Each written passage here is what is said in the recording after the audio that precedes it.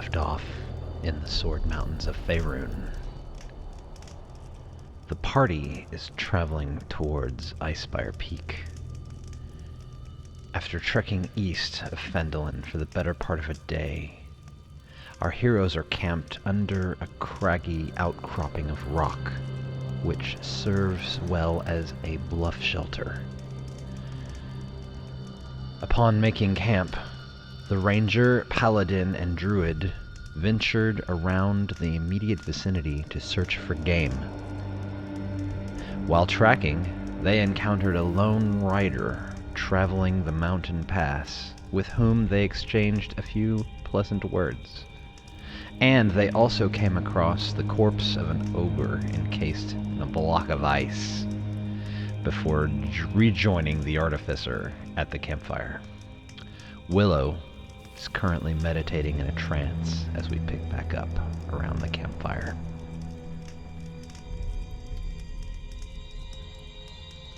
The alchemist takes his tool set and says a few words over them, and they become a tanner's set of tools.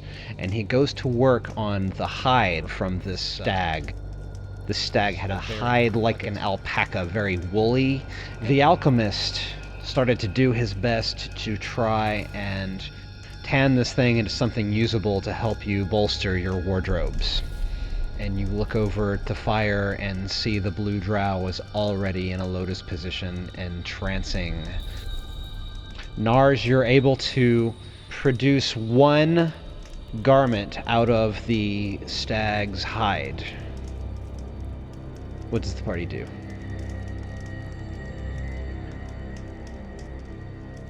Is this a special sort of garment, or is it just...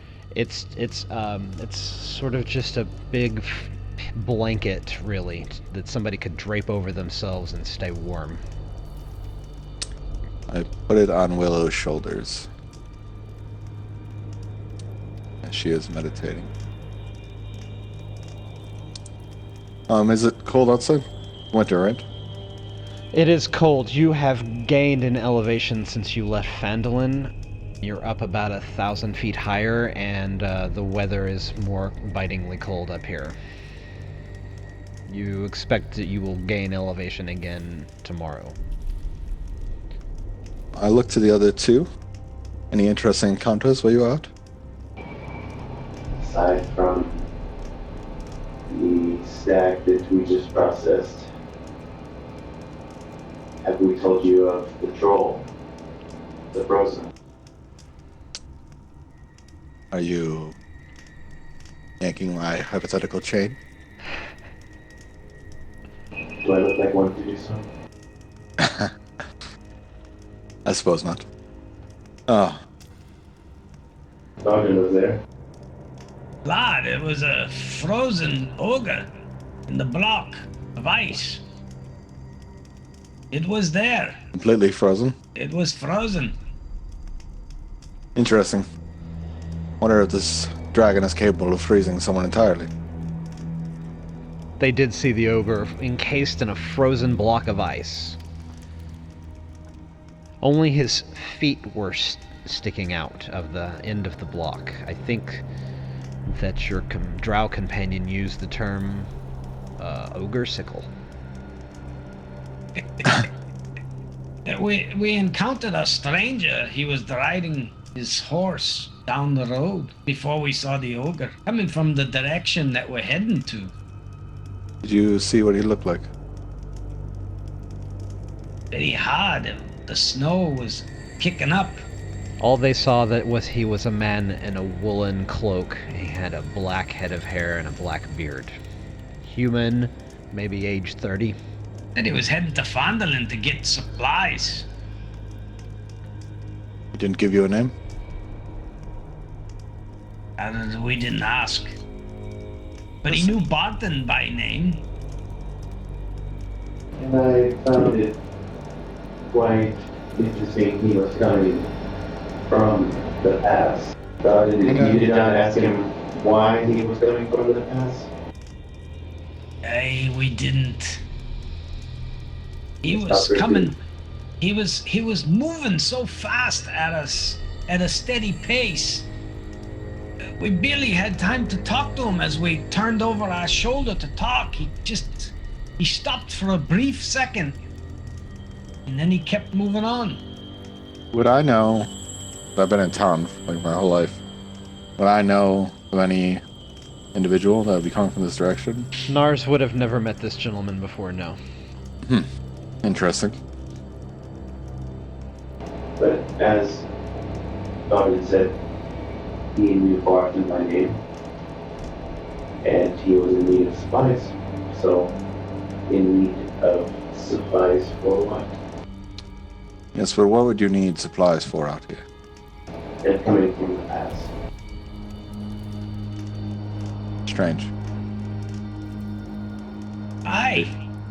Unless he lived out here, that would be the only reason for supplies. And who would live out here? As you say that, Myrin, he really only has like a thin linen cloak and hood, and he's just like wrapping it around and like trying to hold it like as tight as he can around because the air is cutting through, and he's grabbing it tight to like pull it. This thin linen cloak it only does so much. I fear for what lies ahead. If it's this cold now, how will we be able to deal with it as we proceed? Shouldn't be too hard. I make a fireball in my hand, and then I use control flares to make it bigger. So we must stay close to you. You might have to. The human and the dwarf bed down for the evening, right next to the fire. Myrin takes his trance and prepares to take second watch as the drow says something whispered in his ear, hands him the alpaca garment, goes to mount on her trusty steed, and rides away as Myrin begins his watch.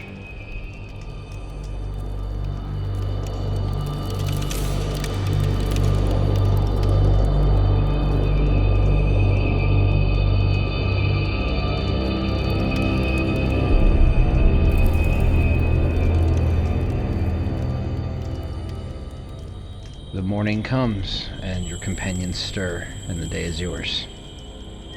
Myrin's out by the campfire, and he's kind of folding up the tan leather, I guess. It's like a big blanket you would wrap. Yeah, but he's folding it up because he's not needing it at this point because we're about to start packing up, so he's just kind of folding it up and putting out the fire, dispersing of that camp zone there. Hey, Moradin, it's cold on these hills. Hey, I gotta get near the fire. These achy bones. I gotta wake up here. Maybe you thought you were going to be cold. Yes. The perception. I feel alright. It's not too bad. It's. Where? There's only 3 of us here. Where is Willow? Myrin dips his head down. Something wrong, lad? She left. She said that she could do this on her own, and I urged her not to go, but there was no stopping her. Where's she going? She continued up the pass. She's going to follow that stranger. Lad, why didn't you wake me up? She said that she saw something in a vision, and she could not turn away. She can't fight a dragon by herself. I don't know that she was thinking about this on her own. She didn't seem that as she was speaking, she was referencing we. It was not words that were singular. I was very confused. But this was something that I could not stop her. Aye. It sounds like she seems like she was very determined to go. Driven by vision, by purpose, I don't know. Well, maybe we can catch up with her. Nars would have already had his things packed and started walking towards where Myrin said. Myrin said that he was heading up the pass, right? Yeah, I motioned kind of just in the general direction, like up the pass, because she disappeared in the darkness. The last that Myrin saw was that she moved not in the direction of Andalin. It was up the pass, not down the pass. You saw her continuing to go to the northeast. Other words, you're on the northeast face of the mountain. Myrin thinks that he saw her continue on towards the way you were headed as you snake your way around Icespire Peak, slowly gaining in elevation as you go. Only one way to find her. Let's go. I agree. Let's move out. I just want to get a general sense of this mountain. Like, if I look up on this mountain, does it seem like it's coated with snow? Like an avalanche might be possible? Yes. It looks like the biggest mountain around. A fair bit of the top of it is crusted in ice. Okay. I would mention to the party, as I was packing my stuff, that we need to keep our voices down as we're going up. We seem to not stir up much as we have camped. I was concerned then. I'm concerned now. Nevertheless, as we move through the pass, I think we do need to keep our movement cloaked in some way. It's very hard for me to try to keep this armor from making noise. That may be a problem. Yes, your armor would echo through these passes. I think with every movement you should keep caution. The party makes their way back down from the craggy outcropping of rock where they were camped and onto the mountain pass. As they travel, it has been snowing all night, off and on, and you do not detect any footsteps or tracks that Trusty would have left behind. The party continues gaining in elevation as they snake around the northern tip of this mountain, Icespire Peak. It takes you several hours, but with Myrin's favored terrain and keen elven eyes, he can spot the best natural areas to traverse the mountain and help you gain an elevation, mountaineering your way up to the summit of this thing, under Nars's direction that he had seen in his vision that the hold was on the northeastern face of the mountain. You make your way higher and higher. Myrin's has led you onto a trail of sorts. It's definitely an animal trail that does traverse this mountain in a natural way up with switchbacks. And as you climb up it, it becomes narrower and allows you to only travel in a single file line. Let's hear the order. Myrin would take the lead. Myrin takes the lead. But I would want Nars behind me because Nars had seen this in the vision. Yeah, I'd be in the middle. Yeah, it would only make sense for Thardin to take a back position because he makes some noise with his armor. He walks a little slower too than you guys. As you gain an elevation, the wind does pick up, and it has become much colder. The wind is blowing all around you. The temperature has dropped. Myrin pulls that fur out from his pack, kind of throws the linen out and pops it so all the snow comes off, throws it over the top of him, and wraps it around because he's not experienced this kind of cold before. None of you have experienced this kind of cold before, as a matter of fact, and that combined with the thinning oxygen, the party is laboring under their burden at this moment. With the wind blasting you also, I don't believe Nars has ever been this high up any mountain of any sort before, and I know Thardin's a city boy. Myrin, however, he leads you tried and true, and everybody feels like you're on the right path, as it is his new favored terrain. But even Myrin, with his new animal garment, he is still feeling the bitter bite of the wind as it buffets you. As the party crests the northern tip of the mountain, you look, and ahead you see, further on up the mountain by quite a ways. Clouds partly obscure a stone fortress, and you can see it from afar. It has its situated atop the icy spur of a jagged, snow-covered mountain that you are currently traversing.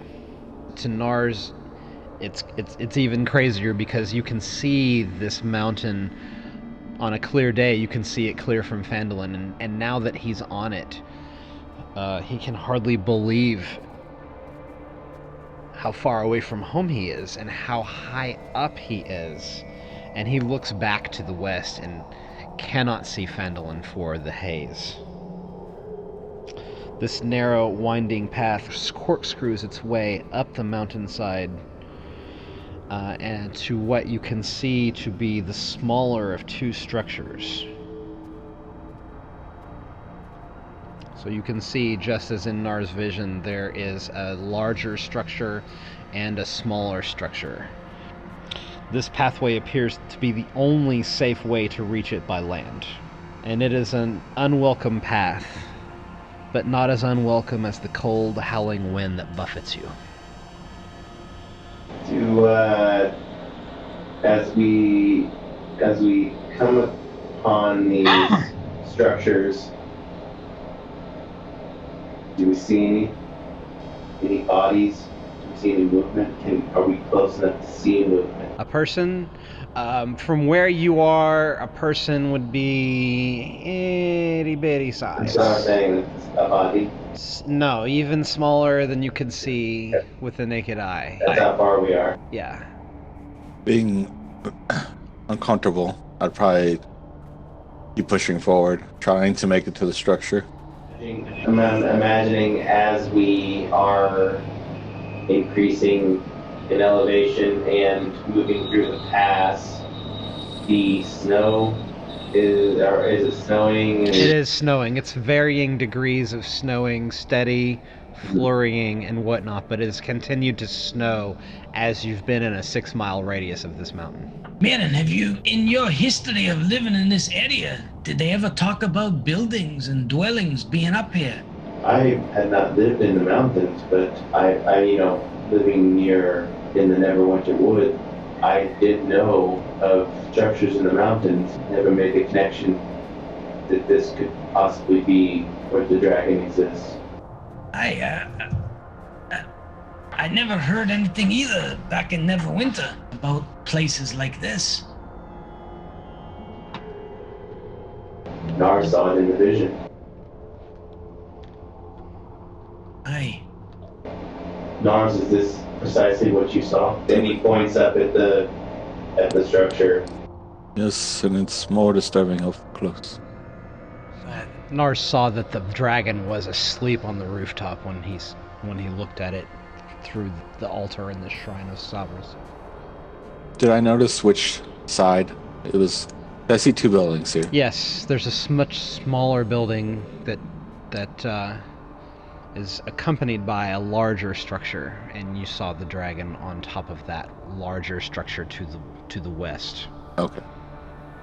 Yeah, I'd be trying to keep us moving forward, because I don't want to have that thing look over the edge and see us.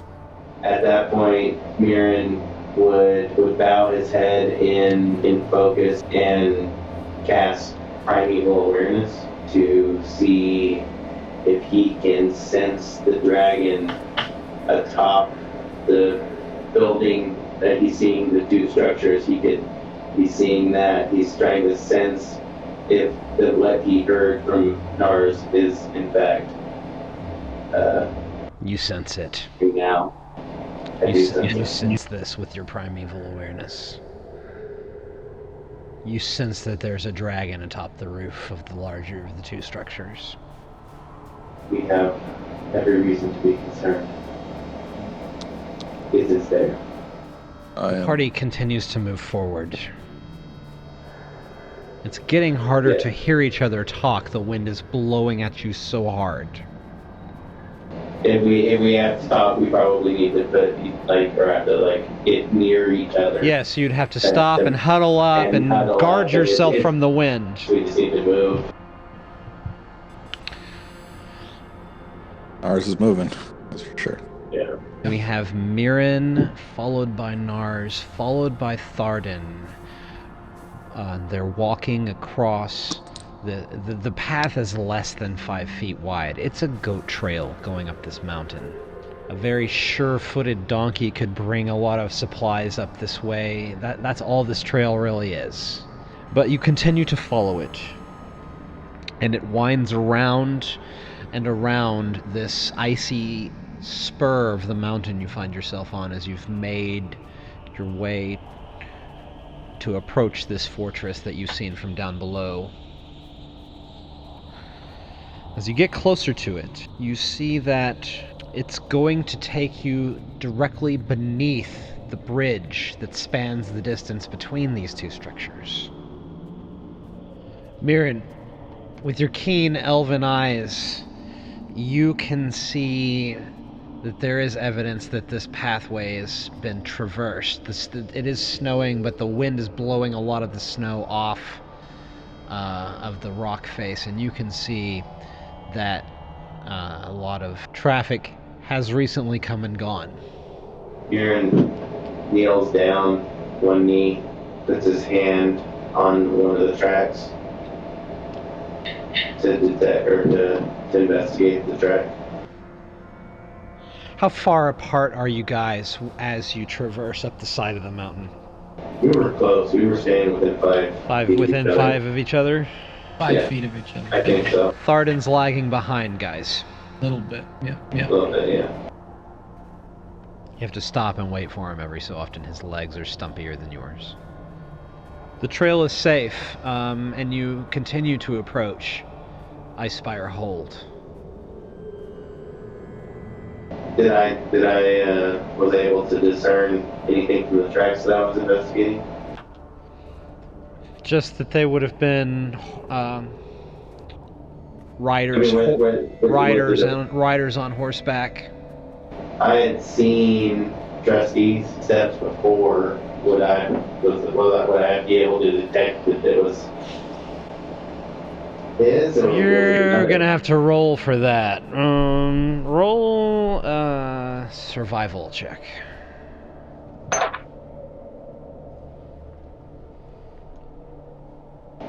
15 at the mark. First roll of the game. You can't quite tell, but you don't think that you would recognize any one horseshoe from the other. So, Trusty was wearing horseshoes similar to other horse hooves. You don't think you can tell the difference between Trusty's hoof prints and these generic hoof prints, if you will, that are before you. It's really, they're not prints, they're in the gravel that surrounds you. You can just tell by the way the horses use their walk to kick the gravel around. Looks like horseback rider mounted horses. These are horse tracks. So loud, lad. He has to I can't hear you. He has to speak loudly for you to even hear him because of the wind that's whipping your face. And Yeah, it's like I feel like the volume is just like. I feel like you would have just looked back at the party and motioned them ahead and continued to lead them, and maybe given them a hand signal that it was horse or something. But that's just something that Myrin takes note of. There's been traffic here recently. Well, I'm still concerned because we haven't seen Willow, so that's why I was looking. The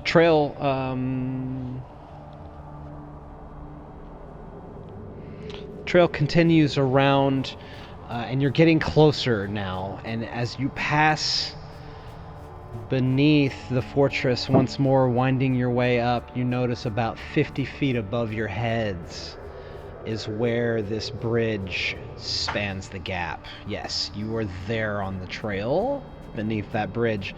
That is a 50-foot drop.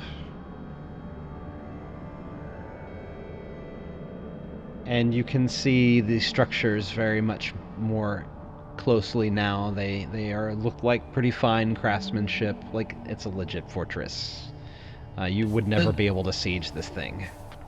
Does Thardin recognize what kind of craftsmanship? Who might have built this? Roll history.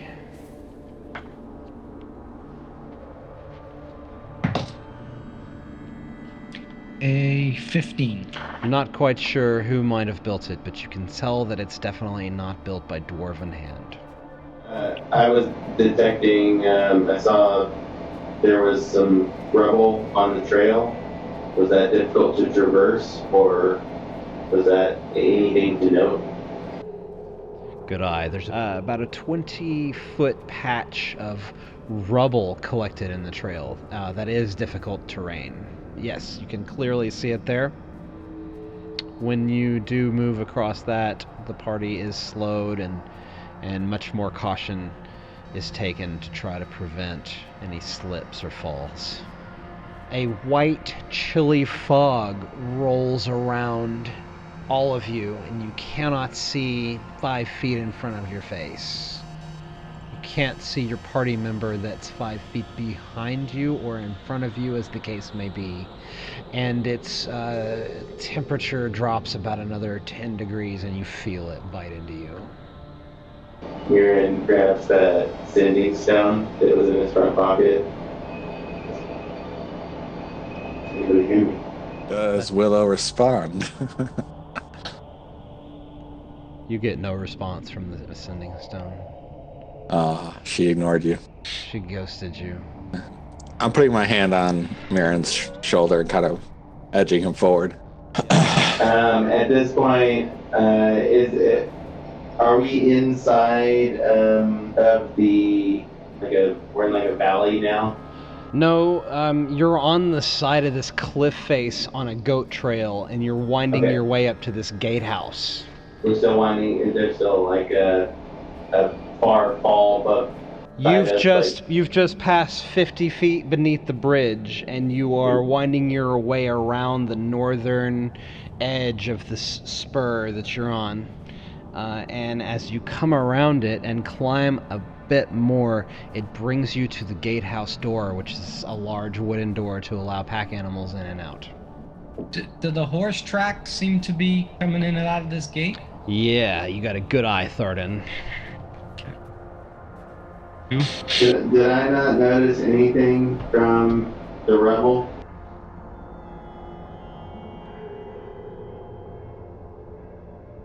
You noticed that there was a bunch of rubble fallen down. I mean, it looked like it came from above. I was just trying to see if I could tell what that was.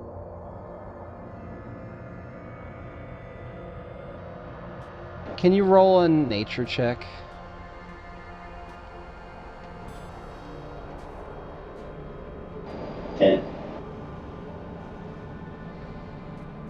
You can tell that those rocks are bits of the structure that have fallen down to obscure the path. So, are we under the bridge right now, or where are we at? You went under the bridge.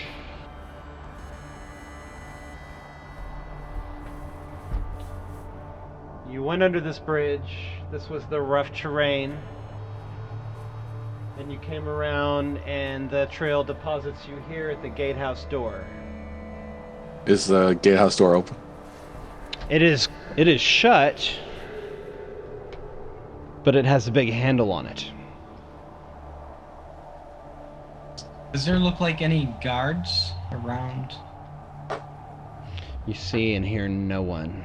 The wind is blistering at your face. I'm gonna try and pull it open. Take a look at it. It opens easily. You push it open. You find yourself in a stable area. 4 saddled riding horses are kept in the stalls. There's a 5th stall that stands empty. None of the horses are undead. I'd enter, and looking at the horses, do they seem like they're well off, or do they look malnourished? They look well taken care of. And DM, how many horses? There's 4. Are these horses armored? No, they just look like riding horses. They're not war horses. Do they appear to be like the horse the rider was riding on? They're all different breeds, and okay. they all have like individualized saddle. There's nothing uniform about them. They all have saddles and bridles, and they look like they're well cared for. And there was 4 horses, you said? Mm-hmm. The 4 horses, is there 5 stalls? Yeah, 5 stalls. 1 is empty. Is there anything in the empty one? Okay, sorry? Is there anything else in the empty one? Myrin steps to the empty horse stall and looks around, and he can see some hay. I grab the hay and I sip the hay. Going around that corner at the last stall, I want to like listen in. If I hear anyone talking. Nars stands at the corner, kind of unsure what to do, and he listens, and he hears a door to the south open up, and a soft voice says to him, "Greetings, adventurers, well met." I'll kill you. Just kidding. What do I see? You peek around the edge of the corner and you see the door in the south there is open, and standing in the doorway is a barbarian woman, about 30 years of age, blonde hair, and beautiful. She's wearing furs, like a fur suit, and her hair is pulled back. I'll walk forward. Not really sure what to expect, so my hands are out of my pockets. And I say, "Who are you?" She looks back at you. What's the other party members doing? What does she see? She sees Nars approach, and looking over his shoulder, 2 more of you, and she says, come in, shut the door." And you turn around to shut the door, Myrin, from the cold, and you notice that there's a bar that was unbarred in that doorway. I think the bar is sitting over to the side, so they had left the door open for you. Barred in from their side? The door bars from the inside, but it was not barred. She's, come in, shut the door behind you. It's cold out. Thardin moves towards Nars. Yeah, Amir would walk in with them and say, they did say well met. Nars is very trepidatious. Stay behind Thardin at this point. The Artificer sidesteps around the dwarf, leaving him looking down at this human woman in the hallway, and she demands to know who you are. Who are you? We are the heroes of Phandalin. Aye, she says. Aye, we're from Phandalin. Seems you knew we were coming. Of course we did. We could see you from the Barbican. What are you doing here? We have heard of you. You're the ones who helped Big Al. You knew of Big Al? Aye, everyone in Tribor knows of Big Al. Are you a barbarian? Aye. No, that's rude. Some call me a savage, she says. She laughs at you. Are you here alone? You look over the woman's shoulder. Past her, you can see several more figures in the room behind. Are they the same appearance? You don't see detail. It is dark in here. Amir moved his hand to his daggers so that they are near. I am Celine Wintermoon, leader of the Stone Cold Reavers. Why are you here? I didn't catch your name. Didn't give it. He's a feisty one. We like that. You're here for the gold, aren't you? We are here for the dragon's hoard, friend dwarf. That is all that we care of. We don't want to kill it. We're waiting for it to fly away. We're going after its treasure. You're waiting for it to fly away because you cannot defeat it. I have no interest in defeating it. I only want its treasure. Do you know what dragons of this caliber keep? Obviously not. I know what this dragon can do, and it's killed a lot of people, and its destruction has ruined a lot of people in the area and a lot of environment. She is looking you over pretty carefully. She sees that you don't have weapons drawn on her, and her sword hand is hovering, but it's not touching the hilt as she smiles at you. Are you the leader of this group? I'm the leader of the Stone Cold Reavers. Come in and meet us.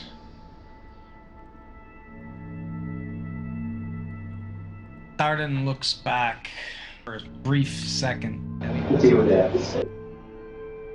Aye. We move forward. You follow Celine into the room. I stand at the doorway. The dwarf goes first, quickly followed by the elf into the room to the south. Nars stands in the doorway.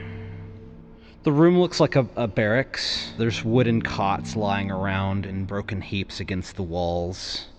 But there's a clear space in the middle of the room where the Stone Cold Reavers have camped out. Their bedrolls are down, there's some other gear, and they're just kind of hanging out in there. She points over to a woman who has a blue-skinned tiefling. She's wearing some chainmail, and you see this dark-skinned gentleman with glowing eyes sitting sullenly in a chair. His eyes are glowing, and he has a long sword strapped to his belt.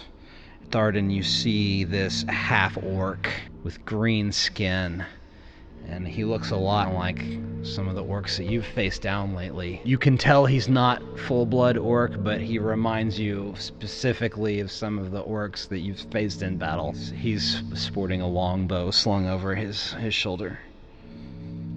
Heroes of Phandalin, I thought there were 4 of you. Looking for a friend. Have you seen her? Nay.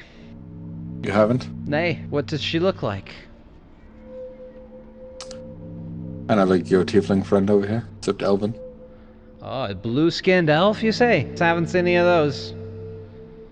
The party might notice a look that they've seen before in the past over Thardin's face as he continues to glare past the rest of the group, and he's laser-beamed eyes looking at that orc, and his ears are starting to get a little red around his face. I'm Thardin Silverhammer, and it's a pleasure to meet you.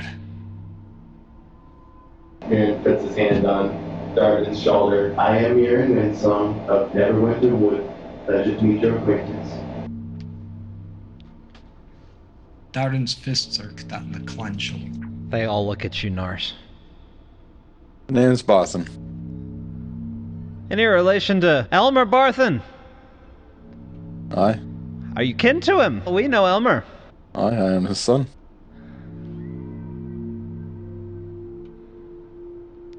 Roll deception. 16. They look at you with narrow eyes, and they say, "What you doing all the way up here, boy?" Have you been to town lately? Nay. Take a visit. Nobody's there. The ghost town. Oh, aye. Tell me, you plan to steal this hoard and try to escape on the main road? Escape. Well, I mean, I'd imagine the dragon would be after you if you took his hoard. That's a chance we're willing to take, Sonny Jim. Wouldn't you rather put an end to it? So, who are you addressing in particular? The leader? Just the group, really. She says, Yeah. "We don't care to kill the dragon. We'd rather not face that peril." Here's how I see that going, if this is really your plan. I see you waiting around till this dragon leaves, it taking off, you stealing its hoard, and you trying to make your way away. It flies at a speed that you cannot possibly escape. It corners you and kills all of you, and takes back the belong. You cannot sell in Fendelin, and you definitely cannot sell to the east. You would have to travel quite some distance. Your only real option, if you want the hoard, is to assist us. I would pay you to help. Oh, aye. Let's talk price. How much do you want? If we defeat this dragon, you can have the entire hoard.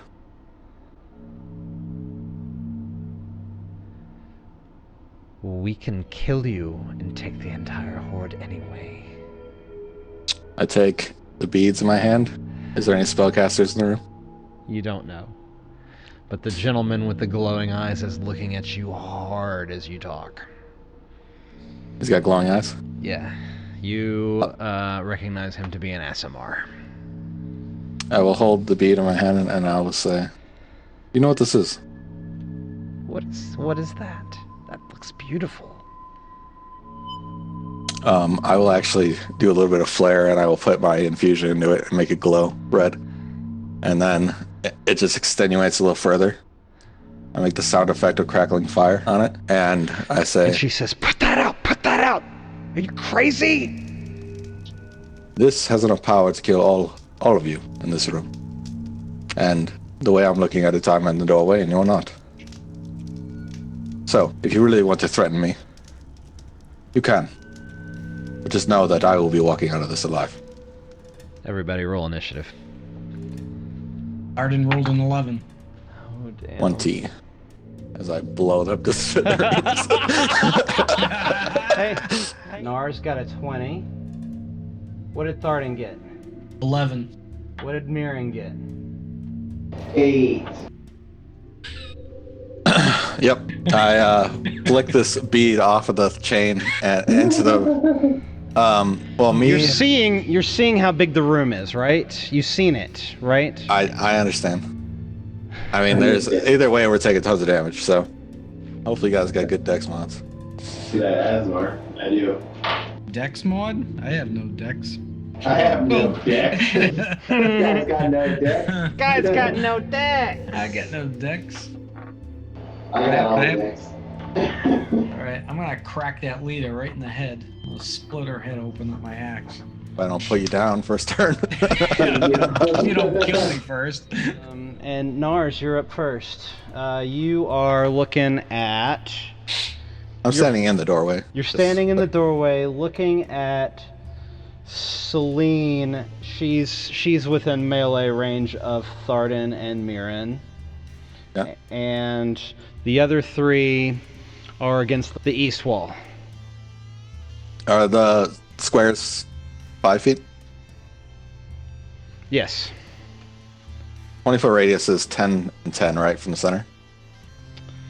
20-foot radius is 20 feet from the center point, all the way around. Let me double check. I don't want to Radius toast everyone. exists from the center of the circle out to the edge. Alright. So 1 in melee, 3 against the eastern wall. There's 3 of us. I'm out of range. I think Myrin can survive the dex roll, but I don't know about Thardin. Although, Thardin, you have some saving stuff, don't you now? Well, I have aura protection. Anybody within 10 feet plus myself gets +2 to dex. I'm going to backstab 1 square. And I should still be able to do it. And I'm going to toss the bead in the eastern corner of the room. So it should hit everyone in that room, including my allies. Yeah. And you will step, as you toss the bead, you'll just backpedal a little bit and get out of the blast zone.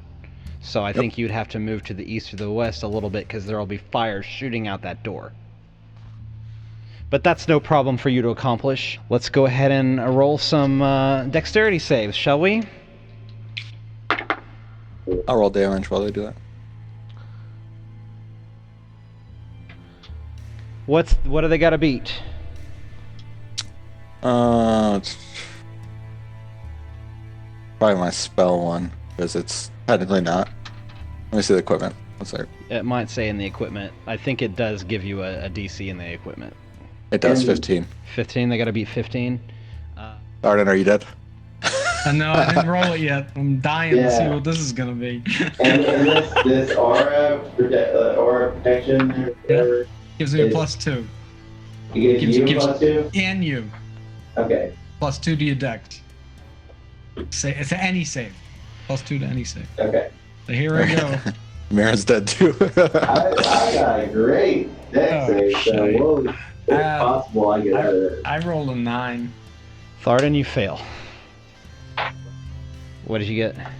Oh, yeah. Dex save. 21. Myrin passed. Okay. Yeah. Shocker.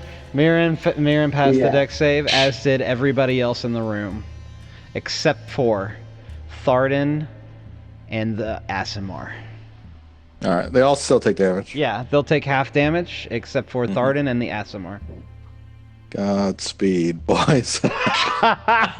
Hey, Apparently. we're gonna Celine, go out one way or the other. Celine rolled a natural 20 on her dex save, by the way. All right, So she's gonna take half damage, as well as a couple bonus for that nat 20. that one bead did 26 damage to everyone, or half damage, so 13 to everyone. 13 to everyone but Thardin and our... How much? 26? Thardin's taking 26, right? Yeah. Would you consider it like an item interaction? Is it an action? For the bead? Yeah. The bead is an action. All right. So you got so you got a bonus action. Perfect. I will cast Healing Word on Thardin. All right. I heal you for 9, Thardin. And I back up down the hallway, and I stand at the end of the hallway. Yep. You can get down to the end of the hallway. Oh yeah. How many beads do I got total? 5. I think we just 5. Yeah. Yeah, I think you rolled a 2, and it was a d6 plus 3, so you have 5 beads, so you've used 1. Hold the door, man. Thardin. I'm gonna kill them all. Okay, so next up, we've got the Aasimar. He is going to attempt to cast Hold Person. No, Charm Person on Thardin. Oh boy. Make a Wisdom saving throw for me, Thardin. Okay. Well, that can't be right. Shit. An 8. Oh, that's right. Do you want to use the Yeah, let me see what I would have rolled. Thardin, that's your man. roll. I got you, That's charm your roll. boy. I would have rolled 15. Documented. Thardin was just about getting ready to kill, and he feels all the fight go out of him. And he's completely calm, and he sheathes his sword. Next is Runa's turn. She was sitting right by her friend. She's going to cure his wounds. You see the tiefling with the curly ram's horns and the blue skin, and as she touches this gentleman with the glowing eyes and heals him. Next we have the Barbarian Woman, and she's going to try to grapple Myrin.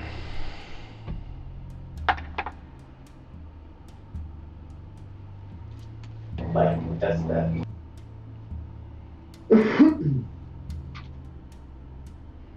What's your armor class? Armor class is 15. 15. And Strength check. Grapple. yeah, roll me a strength check. 17 plus 4. She grabs you, as easily sidesteps you, and puts you in a chokehold, and says, "We just want to talk."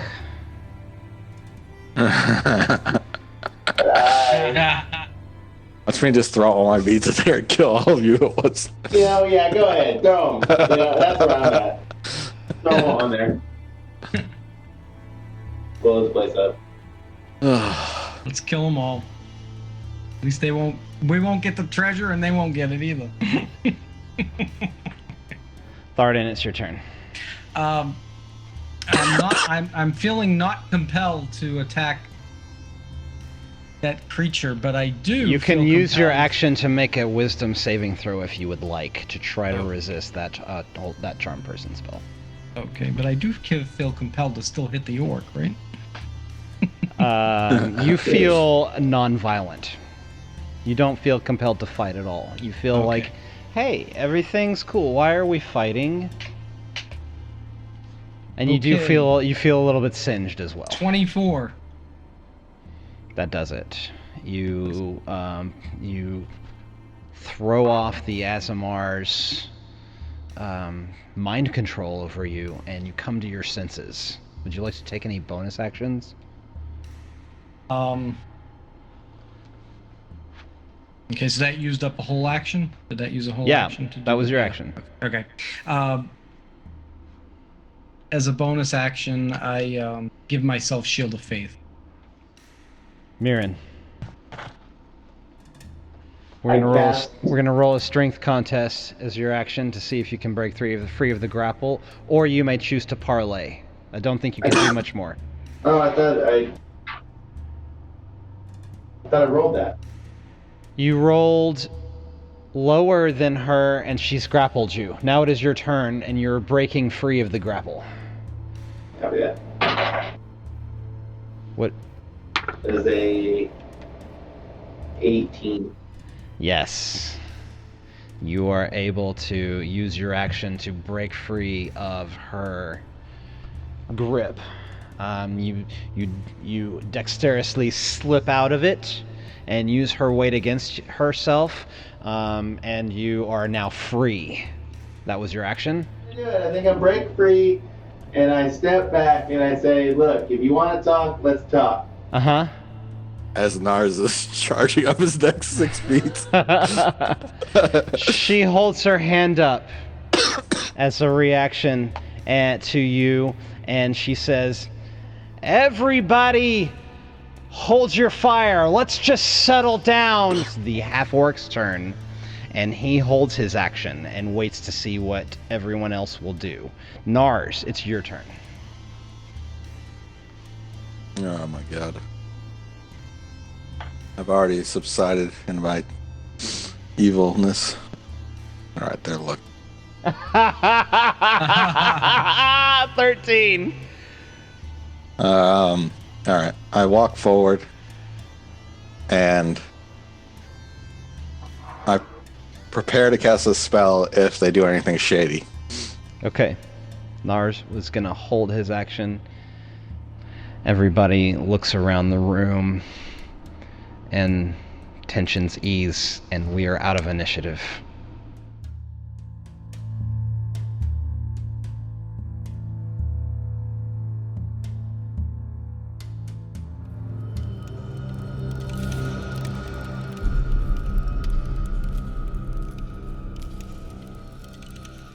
We're in the middle of a standoff between the Stone Cold Reavers and the heroes of Phandalin.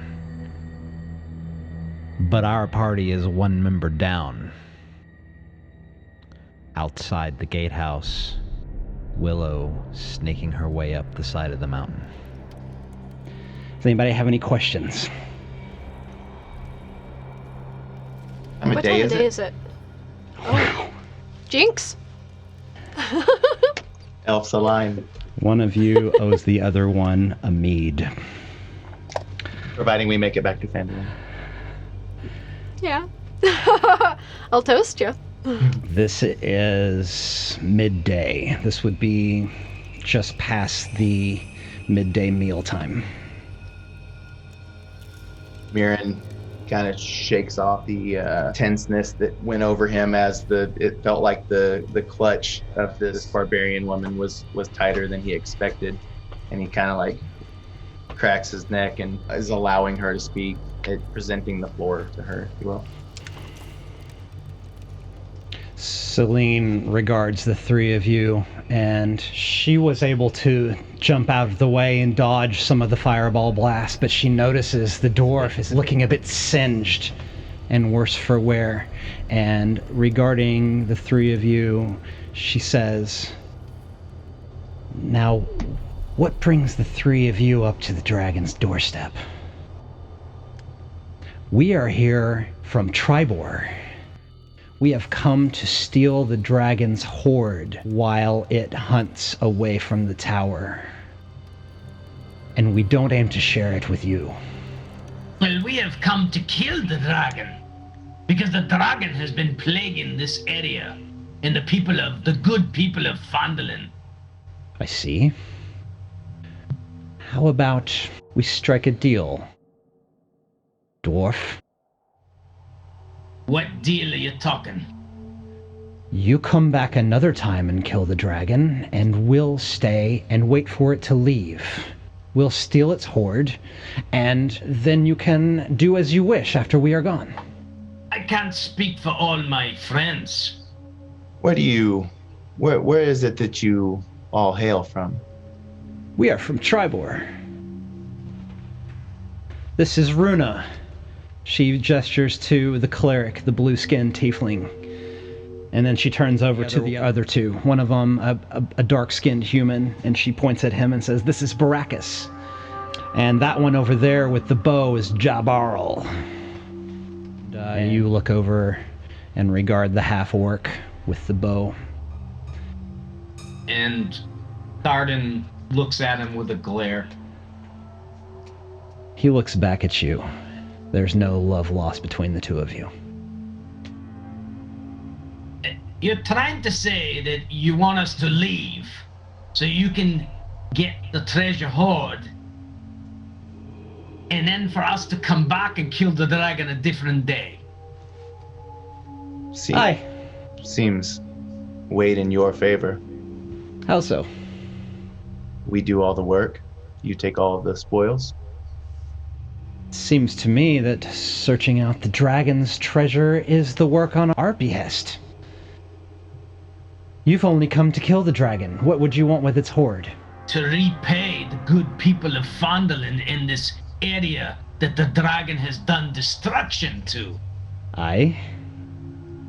Well, we were here first, and we're taking the hoard for ourselves. We don't have any qualms if you would like to kill the dragon. We simply want to wait until it aways to hunt its next meal. Let me ask you this, then. Tribor is not too far from Phandalin. Why wouldn't you have any interest in killing the dragon as well? Because after there's no people around, after there's no civilization here in Phandalin, lad, they're gonna be coming for Tribor next. Excuse me, Master Dwarf. I'm a lass, as you might say. Aye. And we don't care to risk our necks for the people of Phandalin, or the people of Tribor for that matter. So you're mercenaries? Aye. You only care about yourselves? I make eye contact with Thardin, Willow, and Nars. Willow isn't here yet. Oh, can we see her through? Like, no, this room has no windows. You guys are all in that room to the south. That room they were using as a common room. Aye, I've dealt with your kind before. You only care for your own greed.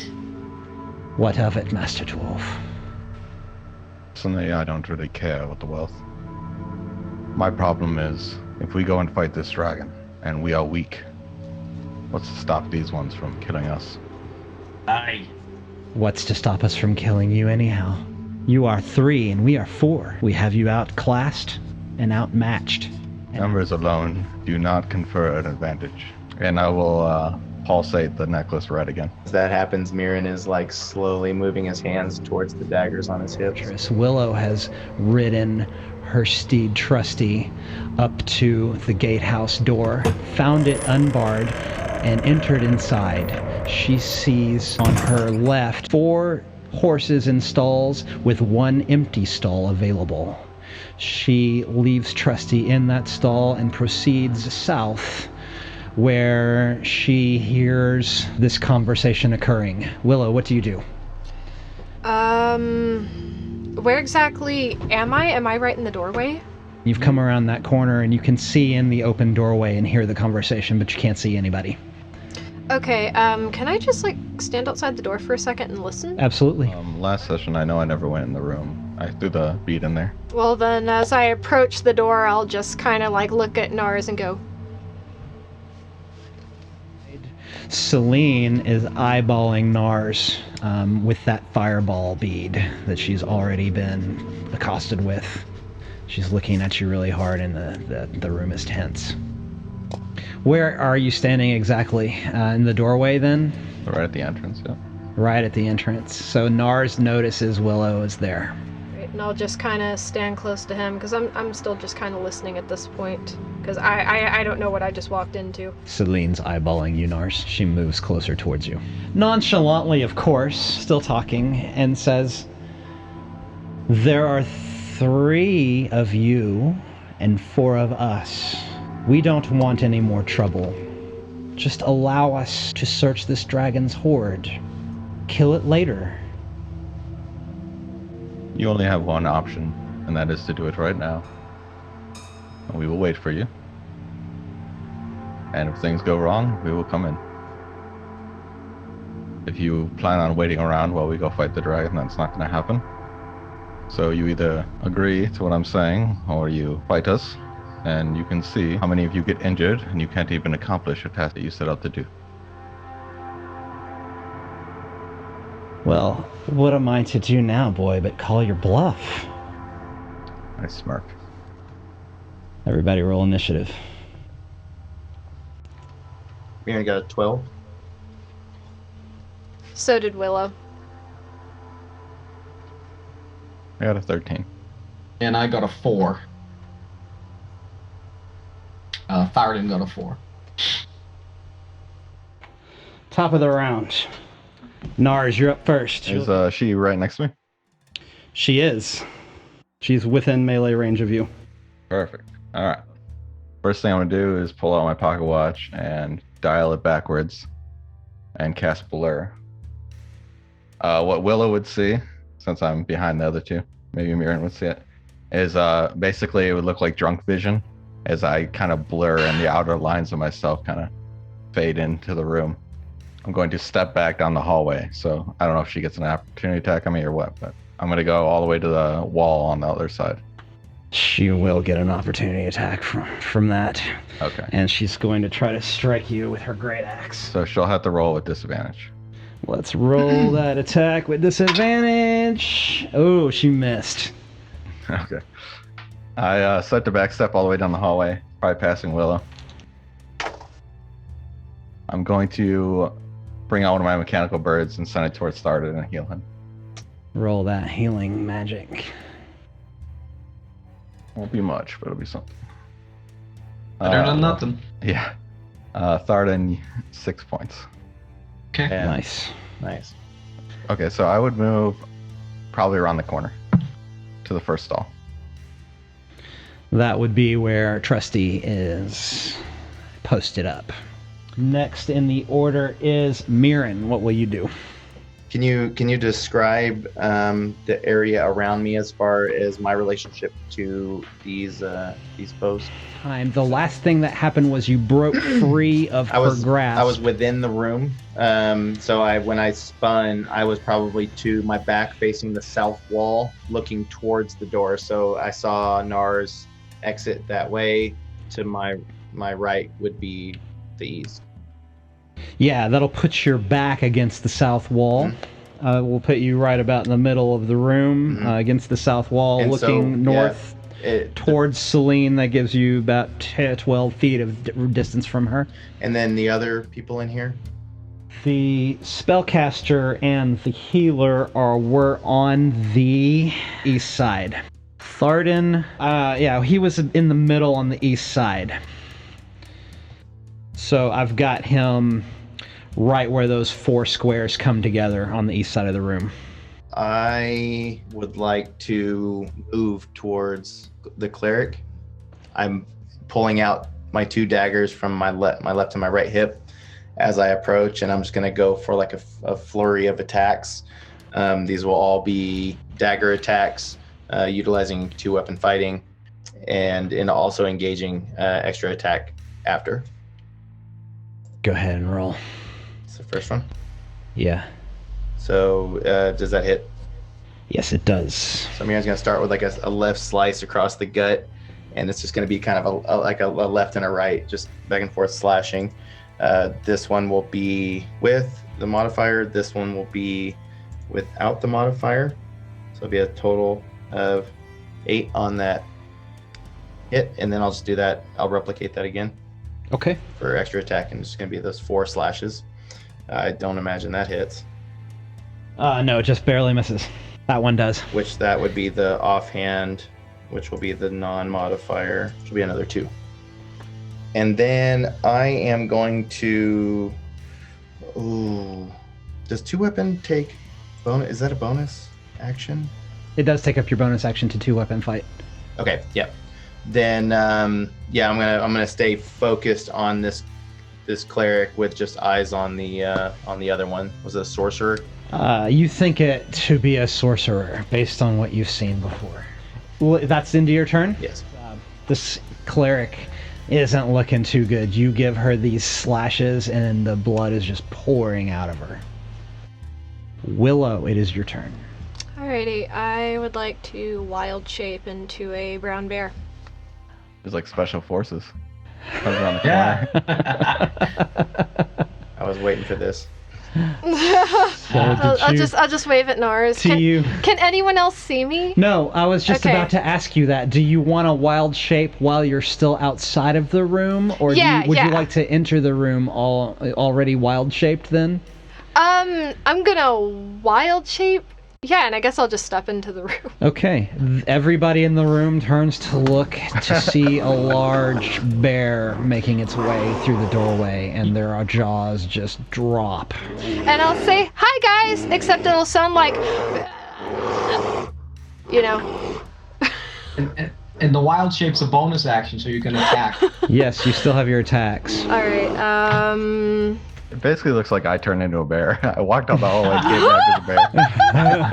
I'm probably the only one in the room that actually knows that it's Willow. Yeah. And like everybody else is scared, and I'm just like.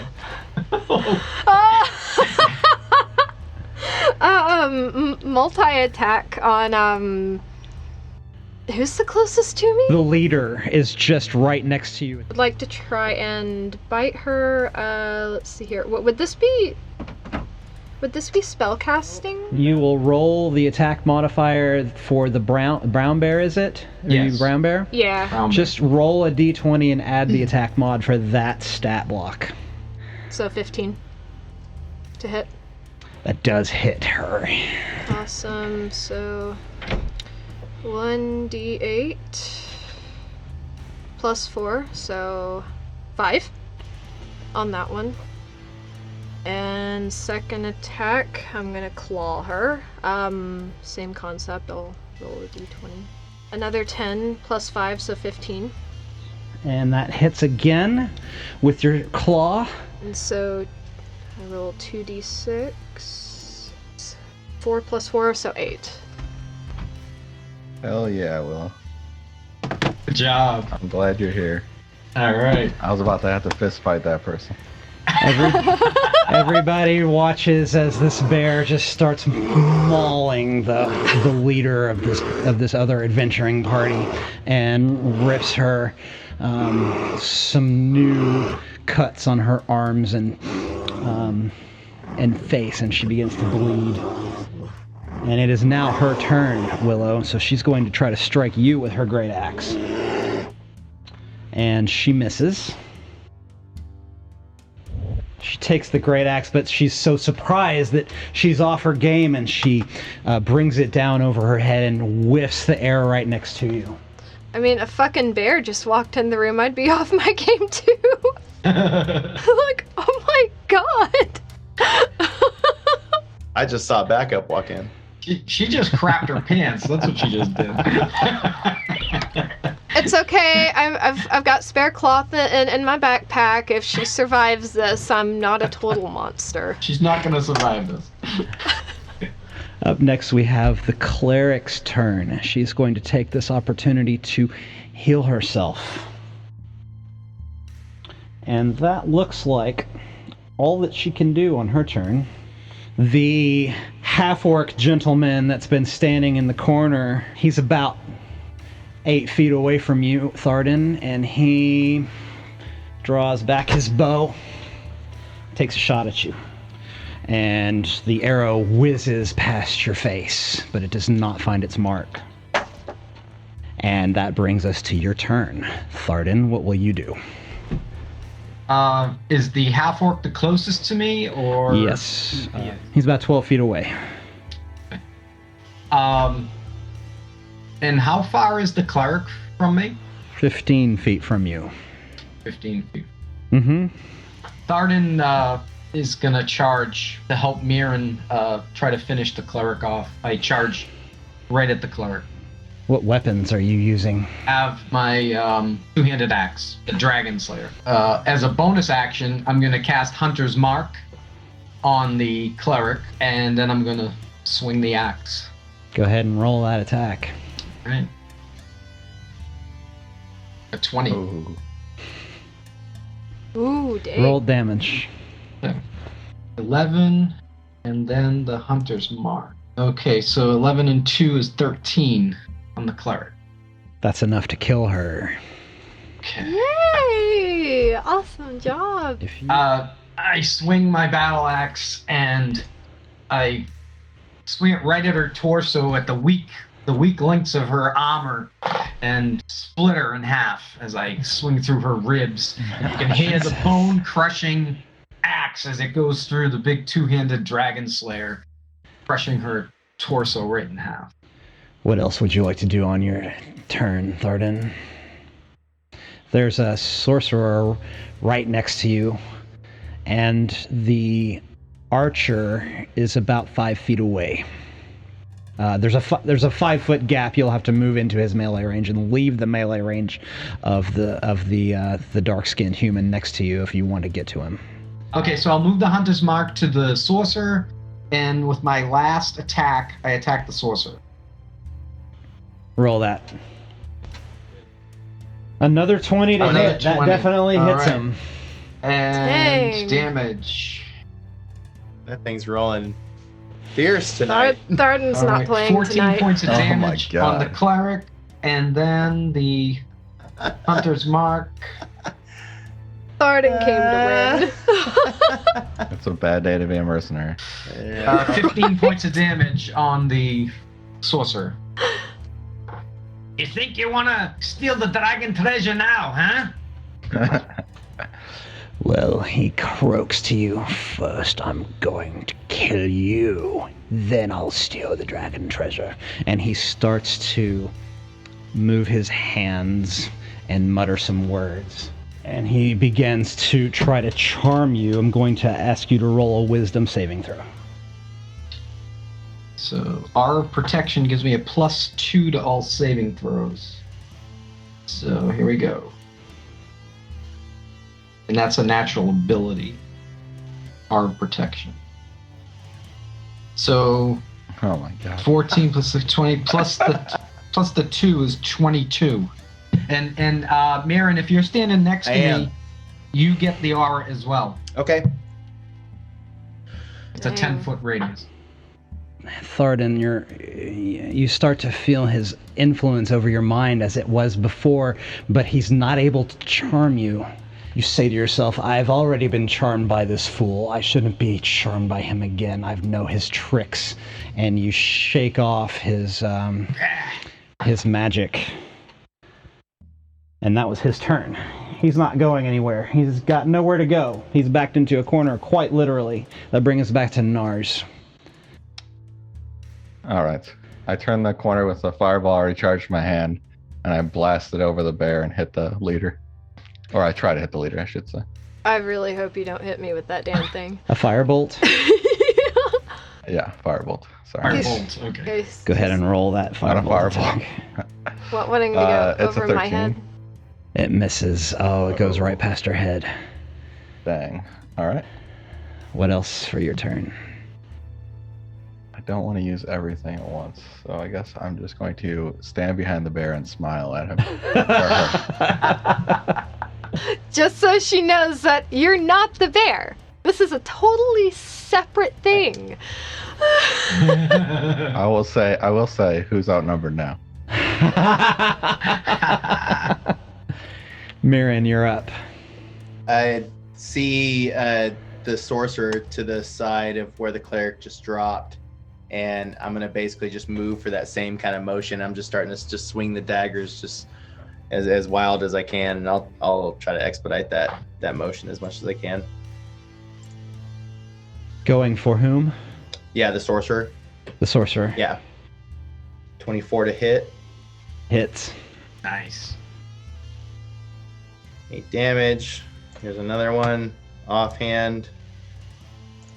With the roll there. Jesus Christ. All right, so that's that's Wow. 11. That's 11 on the first one, and then extra attack, the same slice with another 4. Oh boy! Whatever happens there with a natural 1. Oh. So Let's consult our table, shall we? As I move, it feels, I'm just like feeling so good, and then that third one comes around, and just something doesn't feel right. I rolled a 5 on that table. I believe it's going to come out okay for you.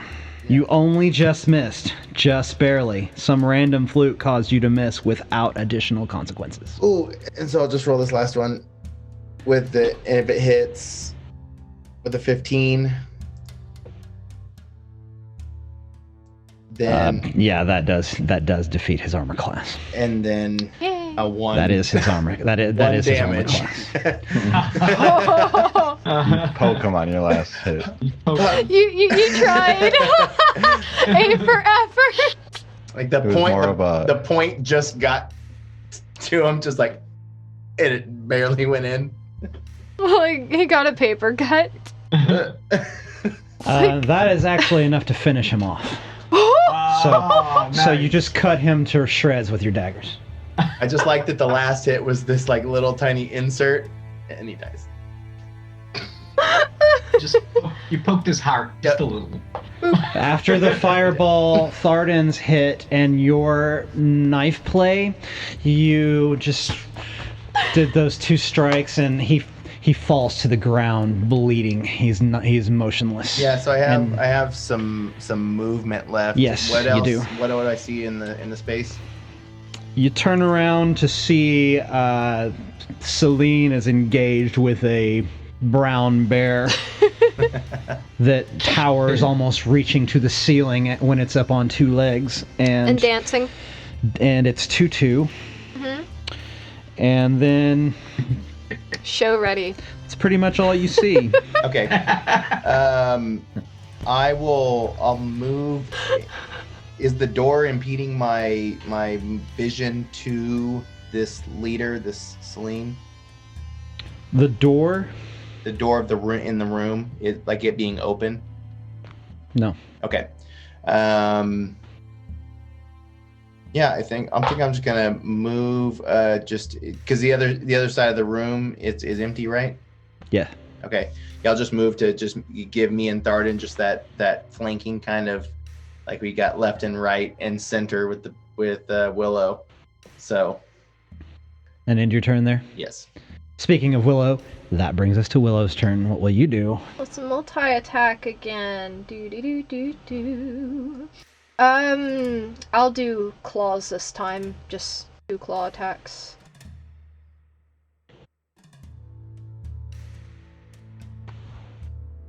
Oof. 10. That's a miss. Okay. I'll try again.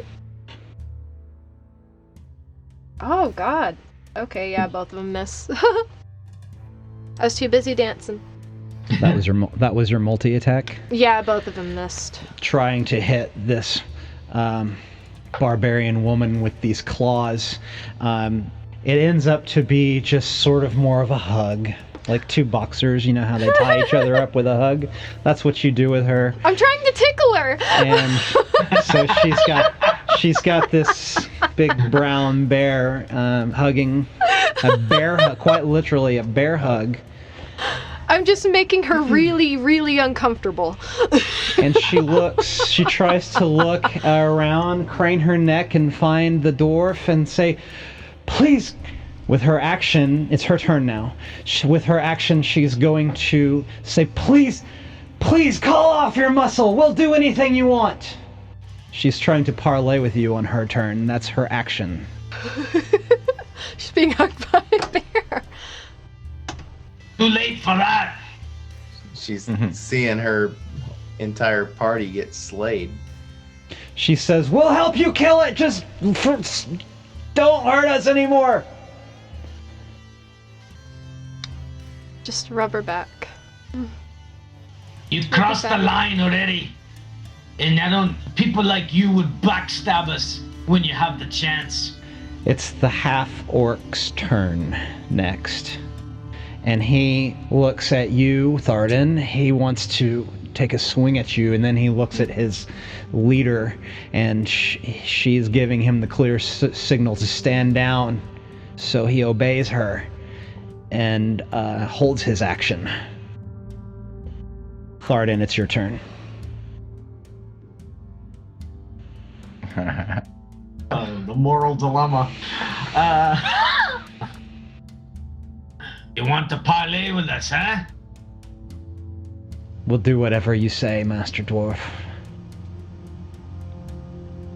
Want us to help you kill the dragon? We'll help. Just give us your word you'll let us go when this is done. As a bonus action, I detect evil. I do divine sense. Ooh. She is not an undead, fey, fiend, any other of those things. You don't detect any of that. Okay. My blood's still boiling seeing this orc.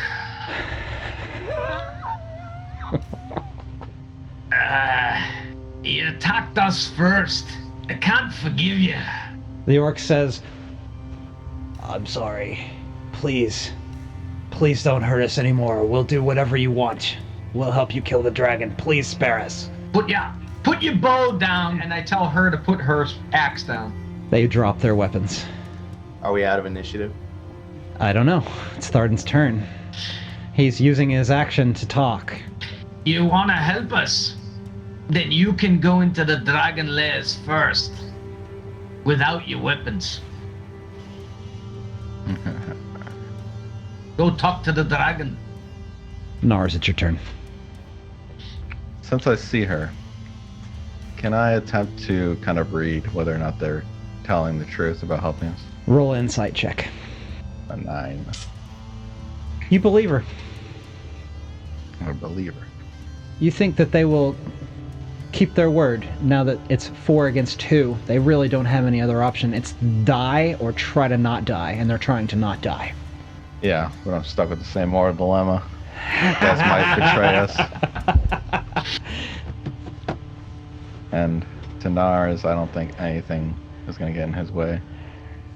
I'll walk in the room. I will kick their weapons across the room. I put both my hands in my pocket and look at them. And I'll end my turn. Myrin, you're up. I walk up to Celine. She's basically being grappled by a bear right now. I'm going to say that when she tried to parlay and Willow's arms were around her, her bear arms were around her, she's got her in a similar hold that she put you in, and you're talking to her now. As Willow holds her as a bear. I'm not really trying to squeeze her too hard, but I am trying to hold her. You have her grappled with no roll because she basically surrendered to you. Seems the tables have turned. Aye, they have. Isn't it funny how they have a way of doing that? Just know this was brought on by your actions, not ours. Understood. You seem more level-headed than the others. Put the dagger up. I'll growl. Speak foul of my friends again.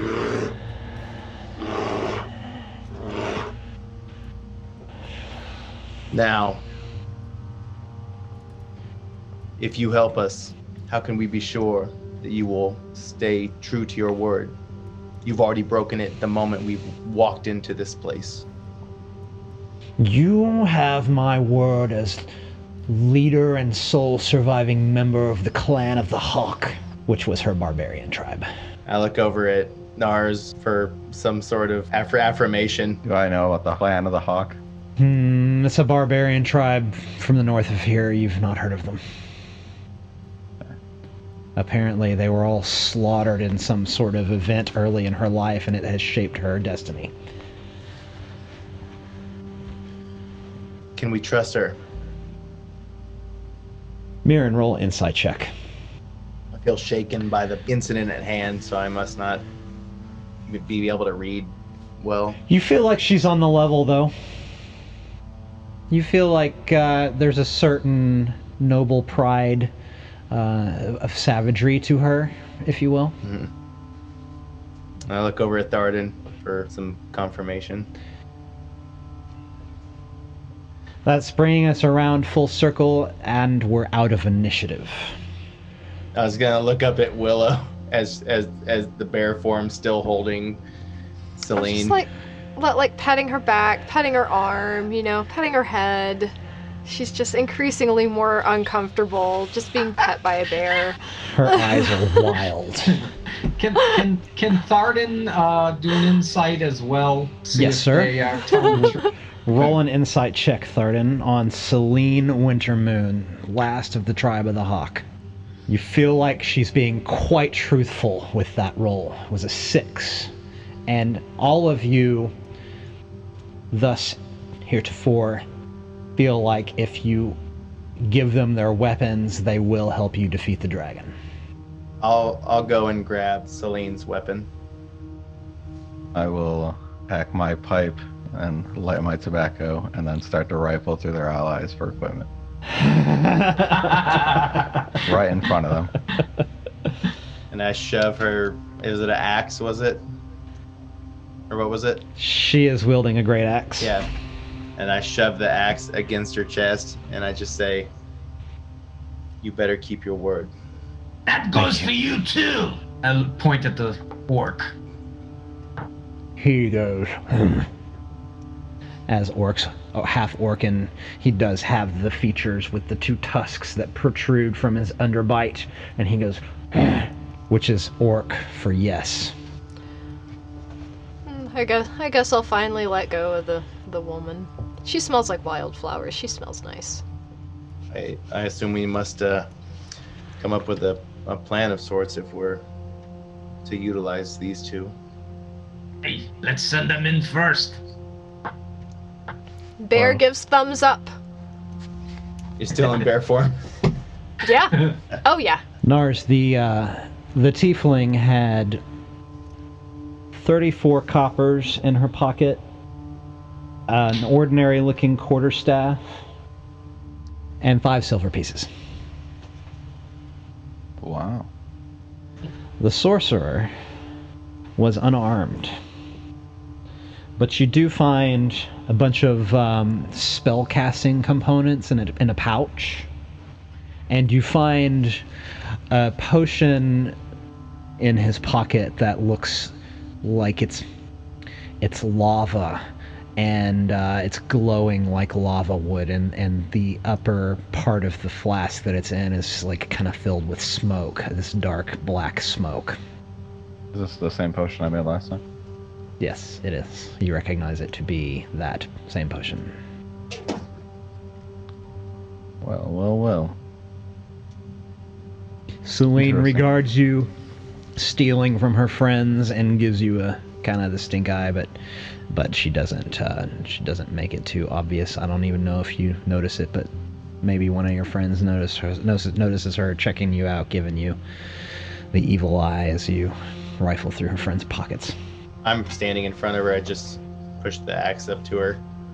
I feel like I'm still standing directly behind her. I feel like I'm watching her watch Nars go through the cleric's belongings, like with like disgust, and I can see it in her face.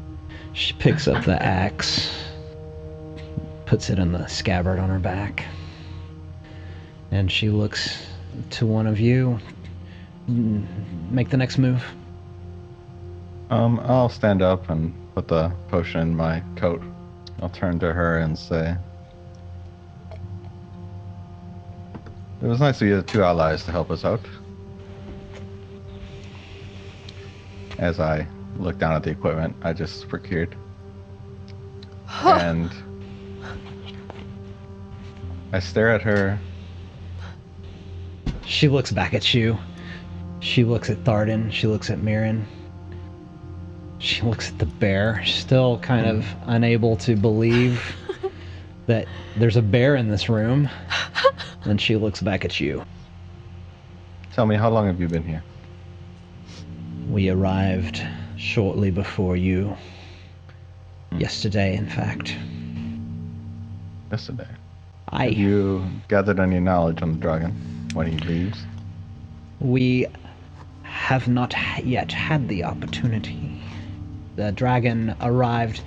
We saw it alight on the rooftop as we approached, and it has not yet left. I feel for you. You feel for me? I do. I understand your quest and why you came here. To procure items, gold, a chance at a future, better than what you have now. Aye. But we have come here for our own reasons, as you well know. To kill the dragon. Aye. And take its hoard. I could care less about the hoard. She stares at you unbelievingly. I smile back. I, as my allies can attest, have little regard for wealth. Killing the dragon is of the utmost concern, and I do not want to send you in without a weapon or your armor. I do believe you could be of help, and should we survive this, you may get paid handsomely for your endeavor. In fact, you'll probably get paid more than you would before, having two less individuals in your party. Somehow I doubt that, my boy, but this is the card we've been dealt.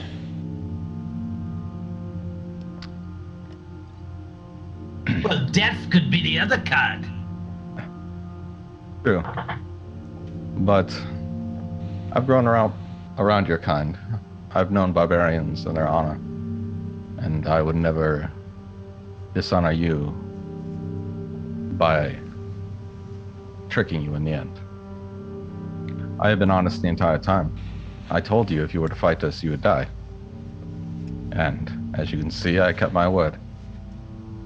Now, if you are to help us, I will keep my word and reward you. She's going to roll insight on you, Nars. Okay.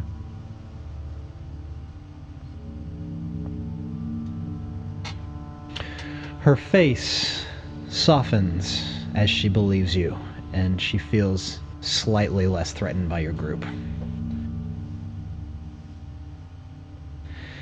It would be good to earn some coin. We were hoping to have the entire hoard, but it doesn't seem it's to be the case. You will get paid the majority of it, do not worry. Then you are our new employers, and we will regard you as such. Isn't that right, Shabarl?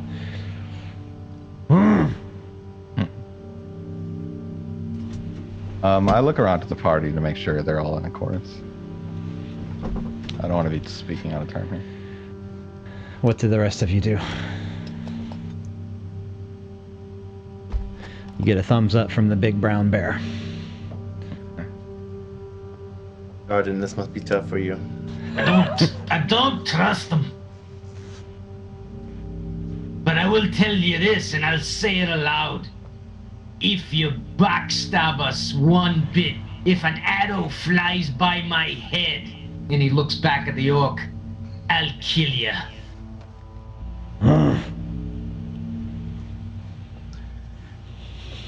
That being said, should we, now that we have 2 tools at our disposal, should we utilize them to the best of our abilities with some planning? I'll tell you. What do you people know about the dragon? Do you know anything? Celine says, well, we know it's white. We know it has a breath of icy cold. Aye, we all know that. Well, it seems you probably know more about it than us. I've never fought a dragon before. I don't think that's so certain. You said that the dragon was seen on the roof. You are sure of this? We do know that one more bit, that the dragon is currently on the roof. But we already told you that. Just saying, this is information provided to us that is pertinent, and I think that this is probably high time to strike. If not, it may fly away.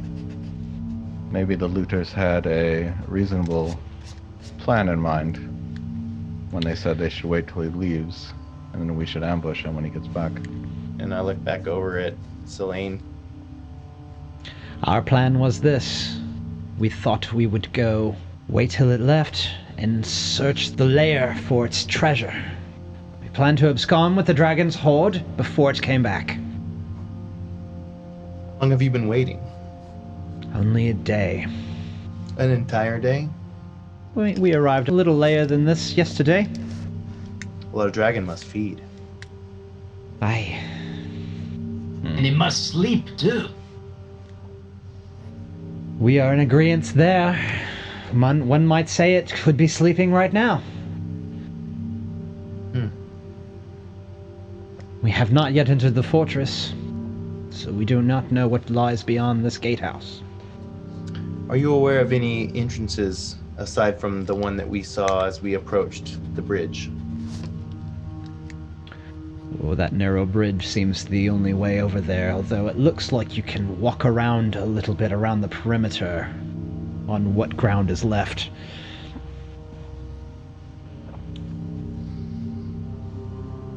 Sounds incredibly dangerous. Not for us. And I look back at Celine.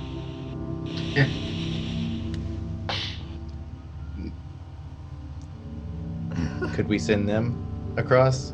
And I look at Nars and I point back at them too.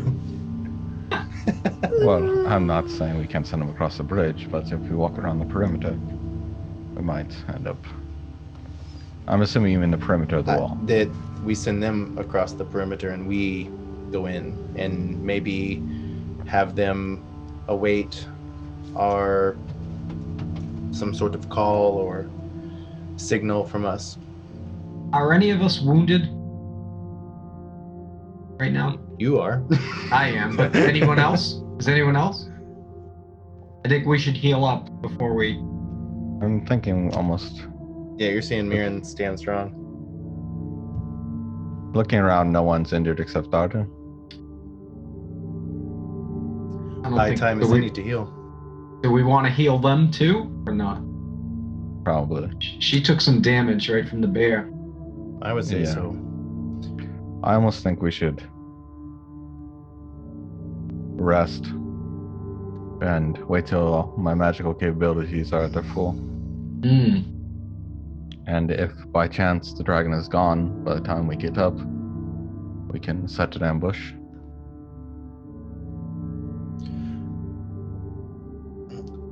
So are you saying take a long rest or a short rest?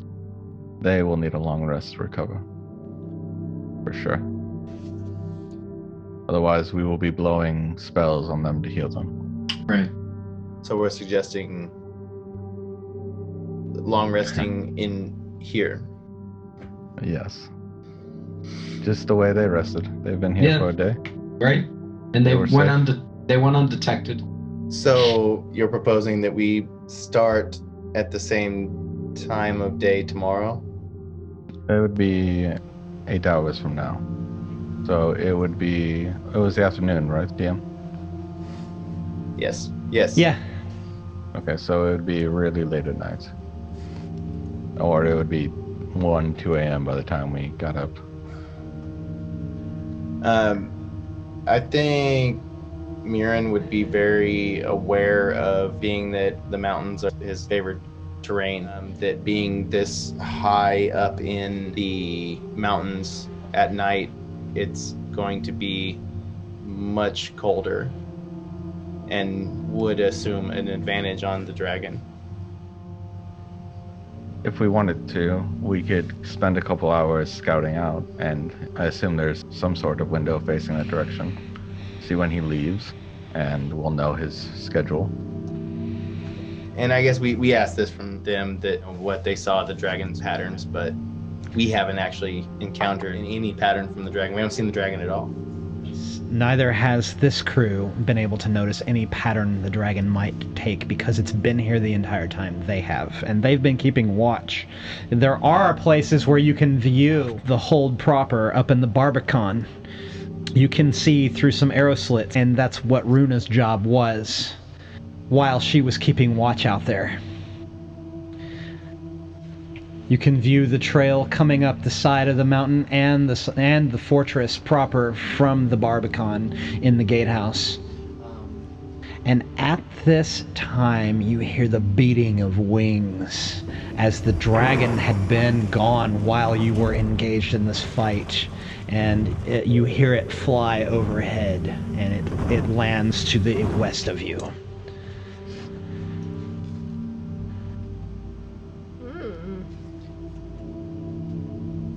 I think the room is like fallen silent for a moment.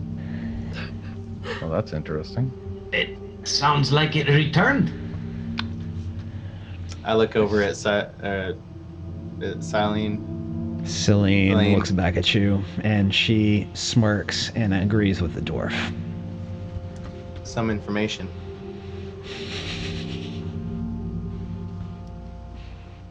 See, the issue is, if we go into combat now, these two are going to die. Only so many wounds can be healed with a short rest.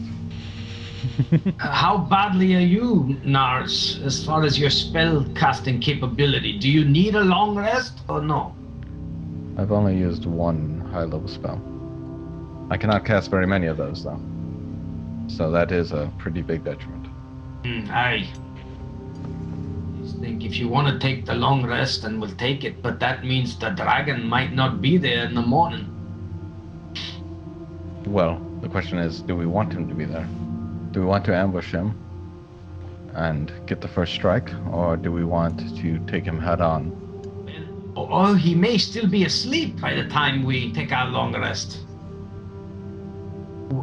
Truly, these people don't know the dragon's path. This is a gamble either way. Yes, very true. Willow, what do you think? The druid is reluctant to wild shape back into her drow form, so she cannot give you any input. Can the bear write? No. Oh, come on. I hand the bear a pencil. A quill and a piece of paper. The bear holds it like a 3-year-old holds a crayon and like draws Nordic runes on the wall or something. That sounds advanced for a bear. So I believe Willow can understand at least. She can understand what you're saying. Yeah. If y'all ask me yes or no questions, I'll be yay. I will turn to Willow and I'll say, should we take a long rest? What does the bear do? Alright. So. I will try to convey that I will keep first watch. Okay. I don't know if you got that. A long rest will bring you out of your bear form. I know, but like I can take first watch. I'm assuming not everyone's gonna go to sleep. And a long rest should give us a full recuperation. We'll regain everything. our hit points and spells. I still would warn us that we cannot traverse this terrain at night. This is a very, very dangerous thing that we are encountering. I'm okay with waiting until daylight if you guys are. Like, if we want to sit down and actually put together a structured plan until it leaves or comes back or before it leaves, whatever you guys want to do. During that time, we must keep somebody on watch to monitor the goings-on outside of the arrow slits. I think 2 of us need to stay on watch at all times. Yes. You are holding prisoners as well. We have to watch them. Well, I would We agree. also have Trusty. I don't know. Trusty can't help you in this. Oh. I want to give Trusty a sword. Rusty's probably going to stay in the stable, I would imagine. Sorry, go ahead. Unless she wants to go. But that's 100% up to her. She's in the stable. She's not inclined to leave. What were you saying, Nars? I was gonna say I would suggest we go to, the whole party would go to the arrow slit room, so we can react together. 2 of us would stay up. That being said, I think we should at least look around this space while we're here. We have the time. I mean, Myrin doesn't require the sleep, so he might just see if there's anything to our advantage that we can find in this space. Well, the 2 elves only need 4 hours sleep, and the rest of us... I was assuming we'd trade off. Well, what we'll do first is we're not going to bed right away. We'll wait till nightfall, then we'll go to bed. We'll wake up at 6. That way it is not incredibly cold out. While we're waiting, we'll wait inside of this room until we go to bed, and then we'll go up to the arrow slit room. That being said, I will ritual cast Detect Magic, cast it, and I will walk around this area. You walk to the rooms to either side of the stable, and you find over on the west side an old smithy that's been long out of commission. There's an anvil in there and some rusted out tools. On the room across the hall, you find that's a storage room. It contains empty wooden barrels and crates that are so old and brittle they will fall apart when you touch them. And upstairs, up that stair where all the arrow slits are, that is the Barbican, and there is a big empty room full of arrow slits on each side. There's an unlit fireplace there. I will also check out the 2 mercenaries, or party members we just gained, and see if I detect any magic on them. You see a faint aura coming from Celine, somewhere on her pack. Celine, Yes. what are you holding? And she probably could tell I'm casting it. She saw you doing some sort of thing, but I don't believe when she saw you put your spectacles on, she knows that what you can see is magical aura. She saw you put spectacles on, but she did not recognize that as a detect magic spell, and she says, I have what is in my pack. I have my cold weather gear, I have my great axe, and I have my bow. And she lifts up an ordinary looking bow that seems to be glowing to your eyes. Oh, the bow is glowing. Interesting. What kind of bow is that? This is my longbow. May I identify it? She holds it out to you. I'll cast Identify. Okay. Right in front of her so she doesn't think I'm taking it. Where is this going down? In the south room? I mean, I don't know where the other party is. I would probably keep a couple of them with me if I could, but... I'd say after you walked around, you returned to this room in the south, this 15 by 10 room, and everybody's there. I'm staying up, and I'm keeping watch up in the. Okay. Everyone's slits. there except for Myrin, who's in the Barbican, watching through the slits Perfect. That seems for dragon appropriate. activity. Yeah, that's smart. Stay, try to stay stealth, Myrin. After a few minutes, Nars takes out his black pearl, and a few moments later, you can tell that you're looking at an oath bow. It's a long bow, It requires attunement. When you knock an arrow on this bow, it whispers in Elvish, "Swift defeat to my enemies." When you use this weapon to make a ranged attack, you can, as a command phrase, say, "Swift death to those of you who have wronged me." The target of your attack becomes your sworn enemy until it dies, or until dawn 7 days later. You can have only one such sworn enemy at a time. When your sworn enemy dies, you choose a new one after the next dawn. When you make a ranged attack roll with this weapon against your sworn enemy, you have advantage on the roll. Oh, lordy. In addition, your target gains no benefit from cover other than total cover, and you suffer no disadvantage due to long range. If the attack hits, your sworn enemy takes an extra 3d6 piercing. While your sworn enemy lives, you have disadvantage on attack rolls with all other weapons.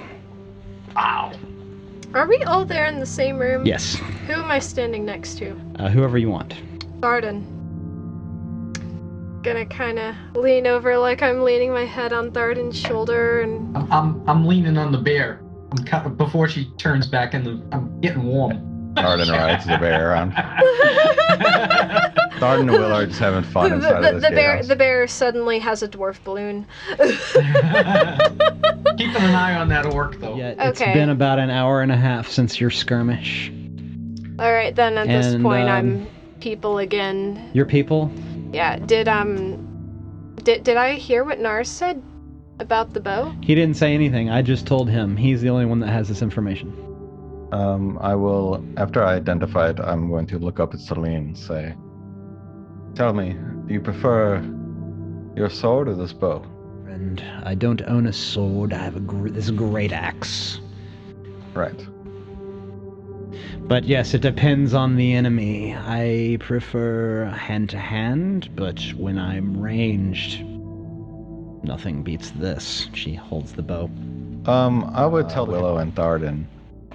But I will say also, because obviously we're all probably thinking this would be really good on Myrin. Not only would it be good on Myrin, but who's her sworn enemy? No one. She killed her last sworn enemy. I don't know. I think She we didn't might fire have the pissed bow. her off. She didn't use the bow against you guys. She was using her axe. Yeah. I think it might be good for her to hold on to it because we would get double range rather than just one individual. She smirks at you and says, "You're gonna let me keep my weapon?" Maybe we give it to Myrin. Let her get up close to the dragon. Well, if we have you and we have Willow tanking the dragon, I don't think we should have a third person in the range of the dragon's breath. So if we use... Well, we also have this orc here too. So if we use 2 archers rather than 1, we have a spread out advantage because we have 3 ranged and 3 melee. Wait a minute now. Remember the last time we fought the dragon? Myrin went running because he was Right. afraid. That could happen to Willow. That could happen to me. Could happen to any of us close to the dragon. Celine pipes in and says, "Fellas, it's gonna be a shit show up there no matter what kind of tactics we try to use." We at least need some sort of tactic. Willow, do you know the spell Sanctuary? Believe so. Let me take a peek. Thank you, Joe. She can learn it on the long rest. She does have it available to her as a first level cleric. She has that. What did you say it was again? Sanctuary. Sanctuary. You may change any of your spells on the long rest. I thought I had that in here. Okay. Basically what it does is it prevents a creature from targeting you. If they will have to use their personal wisdom to try to muster up the courage to attack you. But if you cast it and I cast it, it will provide us an advantage. Ooh, clever. This is a lot to think about. Willow, I don't think you should be too close to the dragon. You're the only one who can keep us alive. Yeah. Yes, I kind of agree with that, actually. Willow has some very good range spells, too, for damage. I do, yeah. Actually, my guiding bolt, I believe it reaches up to like 120 feet. It's pretty decent. So that leaves us with 4 ranged and 2 melee. If Willow and I cast Sanctuary on ourselves, we at least have some buffer against melee attacks. Yeah. Now, if we could possibly ambush this creature tomorrow at some point, we could possibly get off 4 attacks before it even lands on the ground. Yeah. While they're discussing this, I think, and especially before we do our long rest, I'm going to cast Primeval Awareness. I want to confirm that I sense the dragon. We heard the dragon, so I had the auditory of that, and I feel like I could at least hone in on that. But I might, if I could detect anything else, or You detect the dragon on the rooftop next door. and do I detect anything else past that? No other fiend, fey, elemental, etc. Okay. is Undead. is in your no undead. None of Okay. that is in your detection. Celine's a barbarian, right? Yes. Celine, I want you to be incredibly honest with me, because this is a matter of you surviving or not, and us surviving for that matter. How confident are you with that bow? +5 to hit. Damn. Got a ranger barbarian. The oath bow is a magical weapon, so it gives her that +5. That's pretty good. As the night draws near and dusk approaches, it begins to become very cold. As you start your long rest, everyone is in the Barbican, and it becomes very, very cold, below sub-zero degree temperatures. And anyone not wearing cold weather gear is going to have to make a Constitution save at the end of every hour. Okay. If it was getting that cold, I would use my fire capabilities to try to heat up this room. But I don't know if that would avoid it or not. But well, I prestidigitation, I can make fire, I can control flames continuously. So I could do try the watch when it's the coldest. And There is a hearth in this room. Now, if you're going to go if you're going to go to light the hearth, Celine will caution you against that. No, but I believe, I'm fairly sure control flames allows. Yeah, I can make a flame that would be 10 feet wide, and I can kind of just sit in this room, and if there's multiple bodies, I feel like we could stay decently warm. Lad, wouldn't we make smoke and the dragon would smell I think it? prestidigitation allows me to remove smoke. But This is true. But the dragon will see the light. in the gatehouse, There's a chance you'll give your position away. so it's gonna get cold. I assume around what time? It's getting cold now. I mean, could we not huddle up in a room? I know we chose the Barbican, but could we not just like go and huddle up in a room and, you know, body heat our, you know, I cells? was gonna ask, I can turn into a bear again. It won't last 8 hours. Yeah, Yeah, no. not waste it. Is there any door that we could Show the map block? cam. Could we block the light somehow? Oh no, the hearth's in the Barbican room. Yeah, and that The will. hearth is in the Barbican. I mean, those hearths. I mean, even if we could light a fire, the smoke would go through the chimney. But Nars can light a smokeless fire with prestidigitation. I could just hold fire in my hand, too. Yeah, That's what I'm Yeah, saying. yeah. which would Okay, generate but- heat. The light is the problem, though. Yeah, See the light? lights. The lights. But none of those rooms have windows.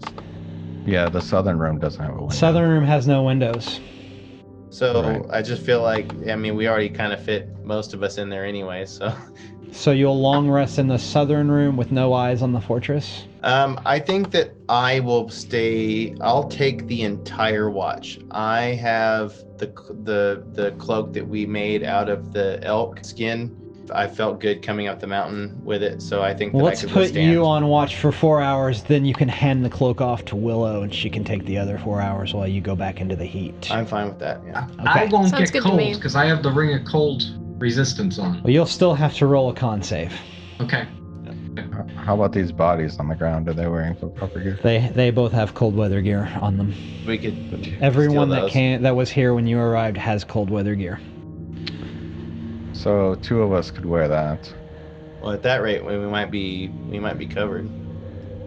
So You Myrin- fleece the bodies for the cold weather gear, and you have Celine is wearing hers, Jabarl's wearing his. You have 2 more sets from those that were killed, I and you have have mine. the one that you made. Yeah. So we're missing just one person. I'll be okay because I still have the ring. I'll still have to roll the con, but I'll be better than the rest of you. So I don't need the cloak. You guys take it. What about my cloak? Is it heavy enough? No. All right. Am I taking first watch or second watch? Well, we have you covered, Willow, because we have cold weather gear for you, Willow. Thardin, you'll automatically pass the con save because you have the ring on. The rest of you don't need to roll one if you take the cold weather gear off the dead. Okay. I was also going to say, if I take first watch, I can use both my wild shapes for the first 4 hours and just be a polar bear. Looking through a window. And then when I go to sleep, I amazing. get both my wild shapes back. Won't actually be necessary at this point. Yeah, and I mean, I'm I tried. taking watch. I've been up there already, so I'm probably just gonna hold that until somebody else comes up in a few hours. Let's go to like a 10-minute break while we long rest. Sounds Hell good. yeah. All right, cool.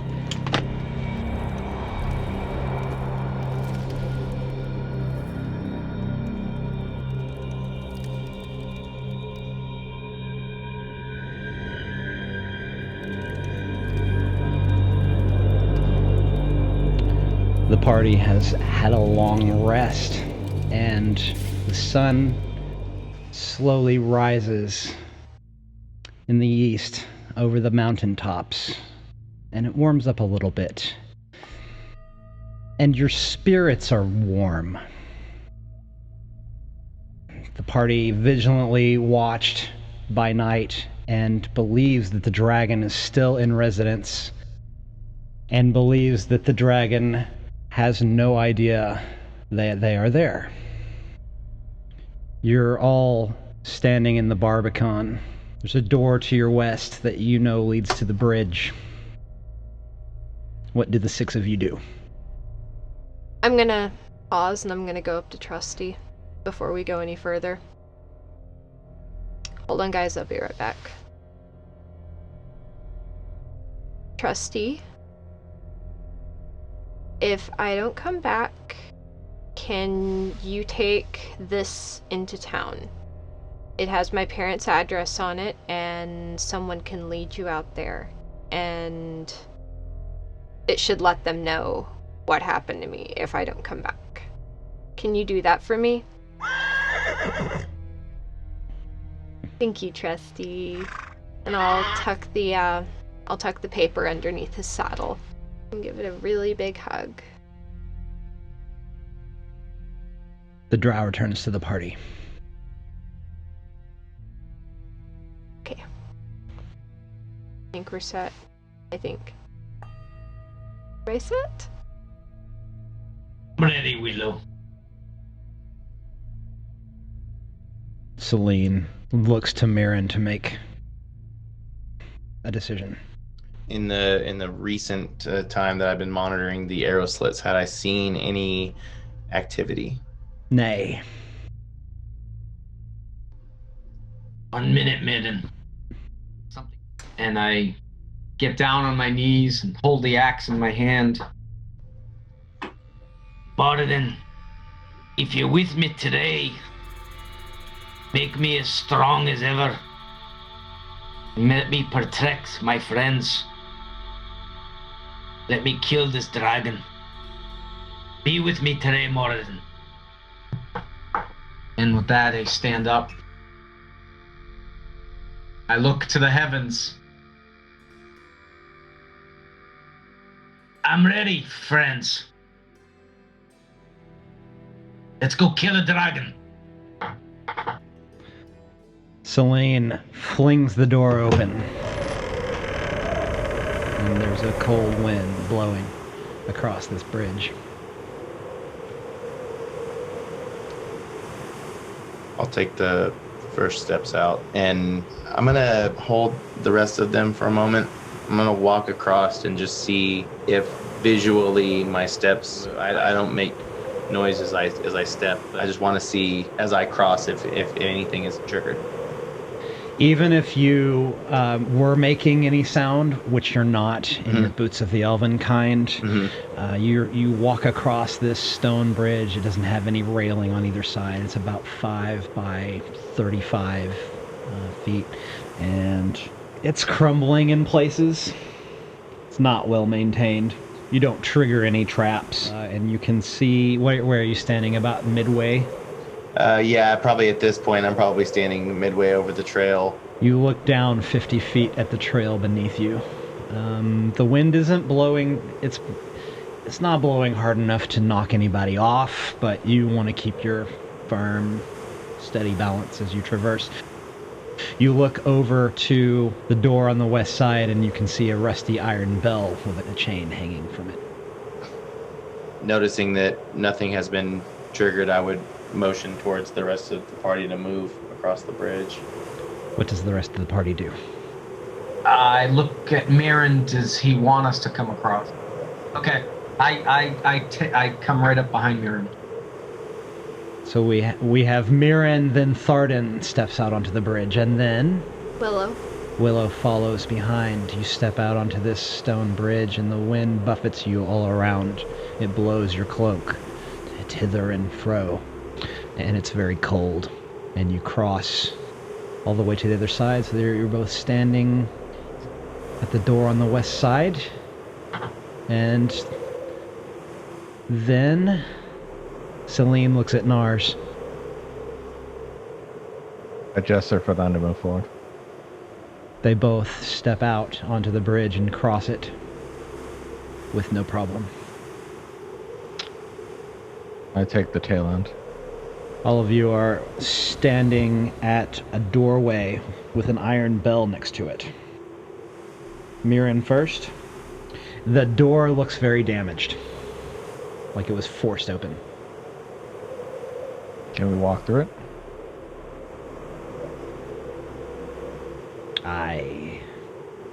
Myrin? There's a bell, you said? Yes.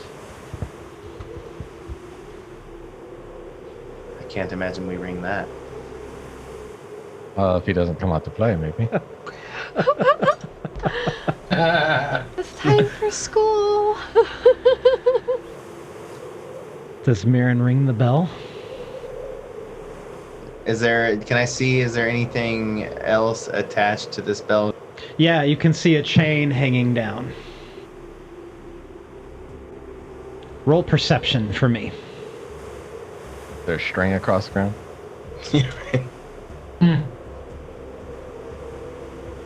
Well, you can see up in the bell there's a little mechanism where if you pull the chain, it will cause the bell to swing to one side and its clacker will strike it.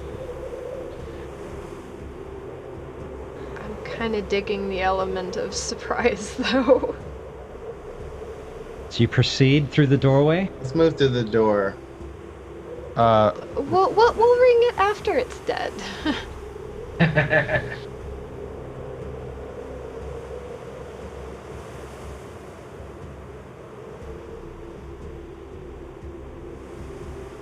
Oh, lordy.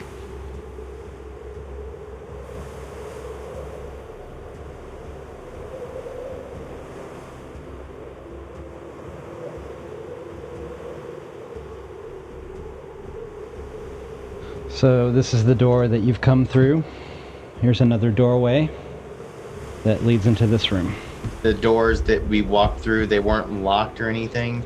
With the one that got you into the interior, yeah, it had looked like it had been forced open and smashed. We've already moved through it. Can I look at that door to see if I can identify what broke it? Sure. I would like a investigation roll from you.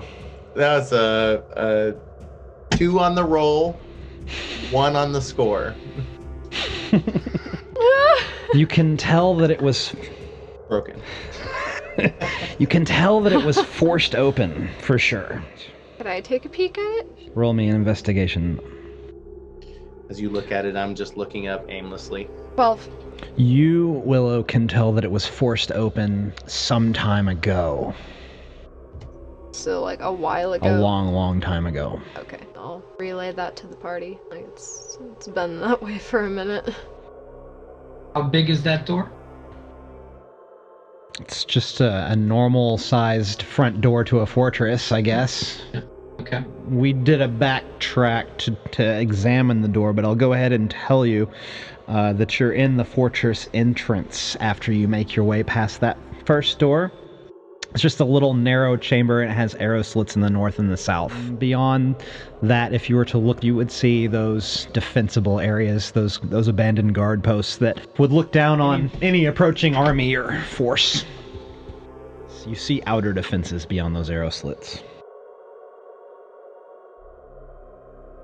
Say we move in. Yeah.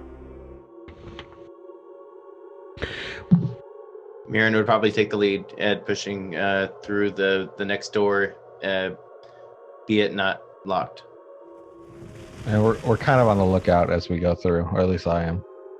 Myrin's not investigating at this time. He's purely in a motion of action with a score like 1. So you guys pass into this dismal hall. It's dank and dark in there. Nars, you would need your goggles if you were to see. There's no light to come in. And as we all step through the doorway, we hear this sound above us. And you look up to see some sturges whizzing about up there, to and fro. I do put on my goggles, but do they notice us? Yes, it seems that they are very, very, very thirsty, and I need everyone to roll initiative. Natural 20. Nars, you're up first. I'm up first. Okay. Yeah, I'm just going to cast Firebolt on one of them. Go ahead and roll that attack. 21.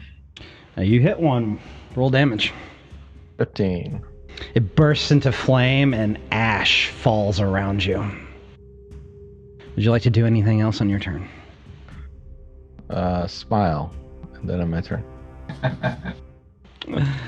Okay, the barbarian is next. She pulls out her oath bow and whispers something in Elvish, lets one fly, and the arrow strikes it right in the head and kills it. Nice. Next is the Sturge's turn, and there's only one left, and it's going to try to strike the half-orc. And it is going to miss, and he is going to turn around and take his turn in kind and strike it with a short sword and cleave it right in two, and we are out of initiative. Seems I'm not needed here. Good job, guys. Awesome. You're left standing in this room. Looks like it was once a dining hall of some kind.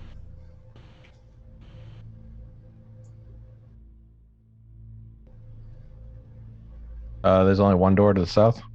That's correct. There's one way out of here. A door looking south. And the way you came in, of course. Is this room elevated? Is there like vaulted ceilings? Yes. The ceilings are 15 feet high, arched ceilings. Yeah, so the party is standing in this large, dismal dining hall. There's not a lick of furniture in it, just stone walls, floor, vaulted ceilings, and a hearth in the north end, and a doorway to the south. I would just gesture to go to the south door. I'll stand in the back with Nars and kind of help him follow up with the other two. I'll stay with Myrin, and are we heading to the south door then? Yeah, the two mercenaries are sandwiched between the four of us. Good idea. They're not going anywhere. You walk through that southern door, and you are faced with a hallway that has two doorways to the south and one to the west. Well, should we keep going south and check those two doors? Yes. Does anything stand out about the space that we're in? Is there anything that is like, like visually standing out? It just seems like an ordinary hallway, but roll me a perception check. I'm getting too easy of a feeling walking this far in, and the Sturges is all we have encountered. Pretty good perception, Myrin. You notice something about the eastern wall. You take a closer look and you see that it looks like it's outlined. A passage you might push open. Can I just like put my hands up on it and what happens when I push? It easily slides to the side. It is a secret door. Leads you into that area you spied through the arrow slits on your way in. And there's another doorway to the south. I don't think we should split up, should we? Mm-mm. No. Not with a dragon around.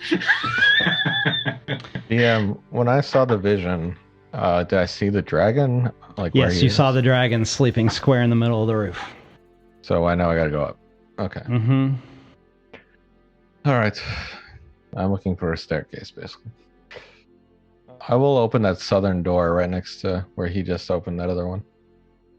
You look inside and see another large empty hall with a hearth in the south end and a doorway leading west. Anything particular in this room besides the hearth? Looks like a dining room that's been destroyed by orcs, going as so far to pull down a pair of chandeliers that once hung by chains from the ceiling. I look back at the orc. Your people were here. Not my people. I'm half human. You may be half human, but you're still half orc. Thank you for helping us fight today. You're welcome. I'm not proud of my orcish blood. Good, you shouldn't be. I'm not. I can relate to that. You have my respect, friend. Before we go any further, that secret passage, it was hidden for some reason. Should we not investigate further? Aye, if you think so, Myrin, then maybe we should look. It's worth a check. Yeah. Yeah, let's go take a quick peek. Maybe we might find something. I'll walk back and push through, moving that door fully open and just wanting to see what is in there. You walk through here where the secret door is, and walk through here. And you move across this rubble, and you can see that the wall's been smashed here, and you're looking down a sheer cliff face on the eastern side. If you look further, you can see that this was once where guards would have defended this fortress if need be, and you find this doorway. But we can't navigate around the rubble. Oh yeah, it's just rubble. It's come crashing down from the battlements above over time, and it looks like maybe some seismic activity had hit this place at one point. You notice walking through, some of the walls are cracked. Okay, so going along that course, we end up in that far top left room then? Is the whole party following behind Myrin's lead? Yeah. Yeah. Thardin's right behind him. If you all followed him around, you would see the same. You would come through here. You would see, looking through this doorway, more rubble and more sheer cliff face. Right. Yeah, we're going around, so looking into the room, what do we see? The party follows the outer perimeter of this fortress, moving north through the difficult terrain and the sheer drop to your southwest. The rubble of crushed architecture gives way to structure once more, and you all move through a smashed doorway to the northwest corner of this holdfast. You find yourself in a room that looks as though orcs have long layered here, evidenced by the repulsive filth strewn about everywhere. What remaining bits of old furniture you can see would suggest this larger room had served as barracks for the fighters that once dwelt here, and later the resident orc tribe. I smell orcs. In the eastern end of this room, you see a stone spiral stair ascending upward. Ah. Beyond the stairs, you notice more doors leading eastward back into the interior of the fortress, with a small hallway running south. Before we go up, should we finish exploring the bottom floor here? That hurt. What do we stand to gain from the exploration? I don't think we should pick up any treasure right now, but do you think there could be any weapons or anything that might help There us? could be treasure. There could. That's the only hope I'm thinking for is maybe this. I look down at your axe and say, that is all we need. Aye. But if there's something else that can keep the rest of you alive, isn't that worth the chance? So you guys want to take a quick peek, or I don't know. It's only a few more rooms, and I'd hate to leave some other creature maybe behind us to come up the stairs and attack us from behind. It's in the interest of clearing. Maybe we should just sweep the floor. Yeah, we're gonna go systematically, door by door. The party walks together in a single file line, roaming about the rooms of this once magnificent fortress. You find more remnants of orcish lifestyle. Vis-a-vis most nice things that perhaps once were here, now destroyed. You guesstimate that these southern rooms were a pantry, a kitchen in the room with the double hearths, and a now defunct armory with nothing in it except for empty racks and mannequins. Yes. Nothing of value. It appears not. However, the moment you walk through this doorway just to the east of the spiral stair, your eyes are caught by 3 humanoid skeletons in rusty suits of chainmail lying on the floor near rusty long swords, sort of crumpled up into the corner. A 4th humanoid skeleton in rusty plate armor lies slumped in a chair facing the mouth of the fireplace.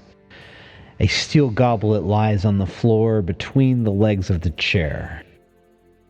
In the middle of the room stands a sturdy oaken table. Tiny carved wooden figures of soldiers are scattered about the tabletop, as well as the torn-up remains of old maps. Nars, you want to check on these items? Yeah, I don't think there's anything in here. Am I getting any magical sense from like any of the items or no? Doesn't seem to be anything magical in here.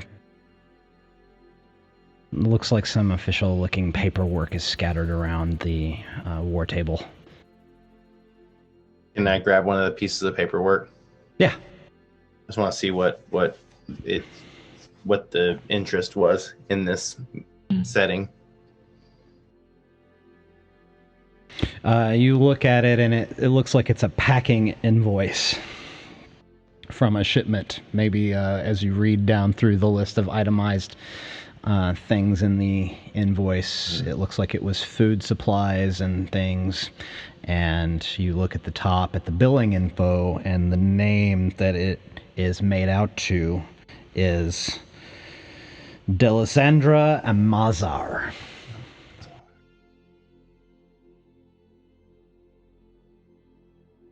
I'd say the name Amazar to the party, and I guess to the mercenaries, to see if anybody recognizes the name.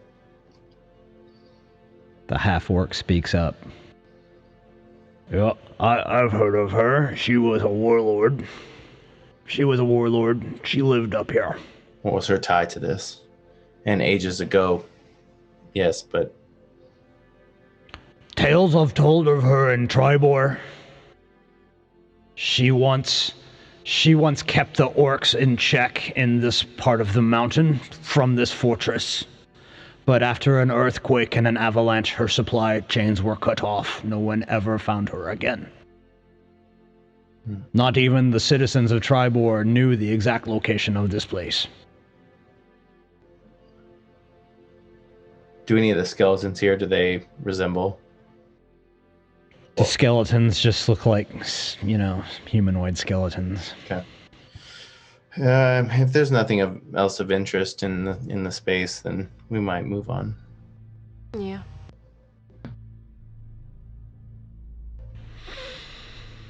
The staircase we go. Well, then I guess we proceed up.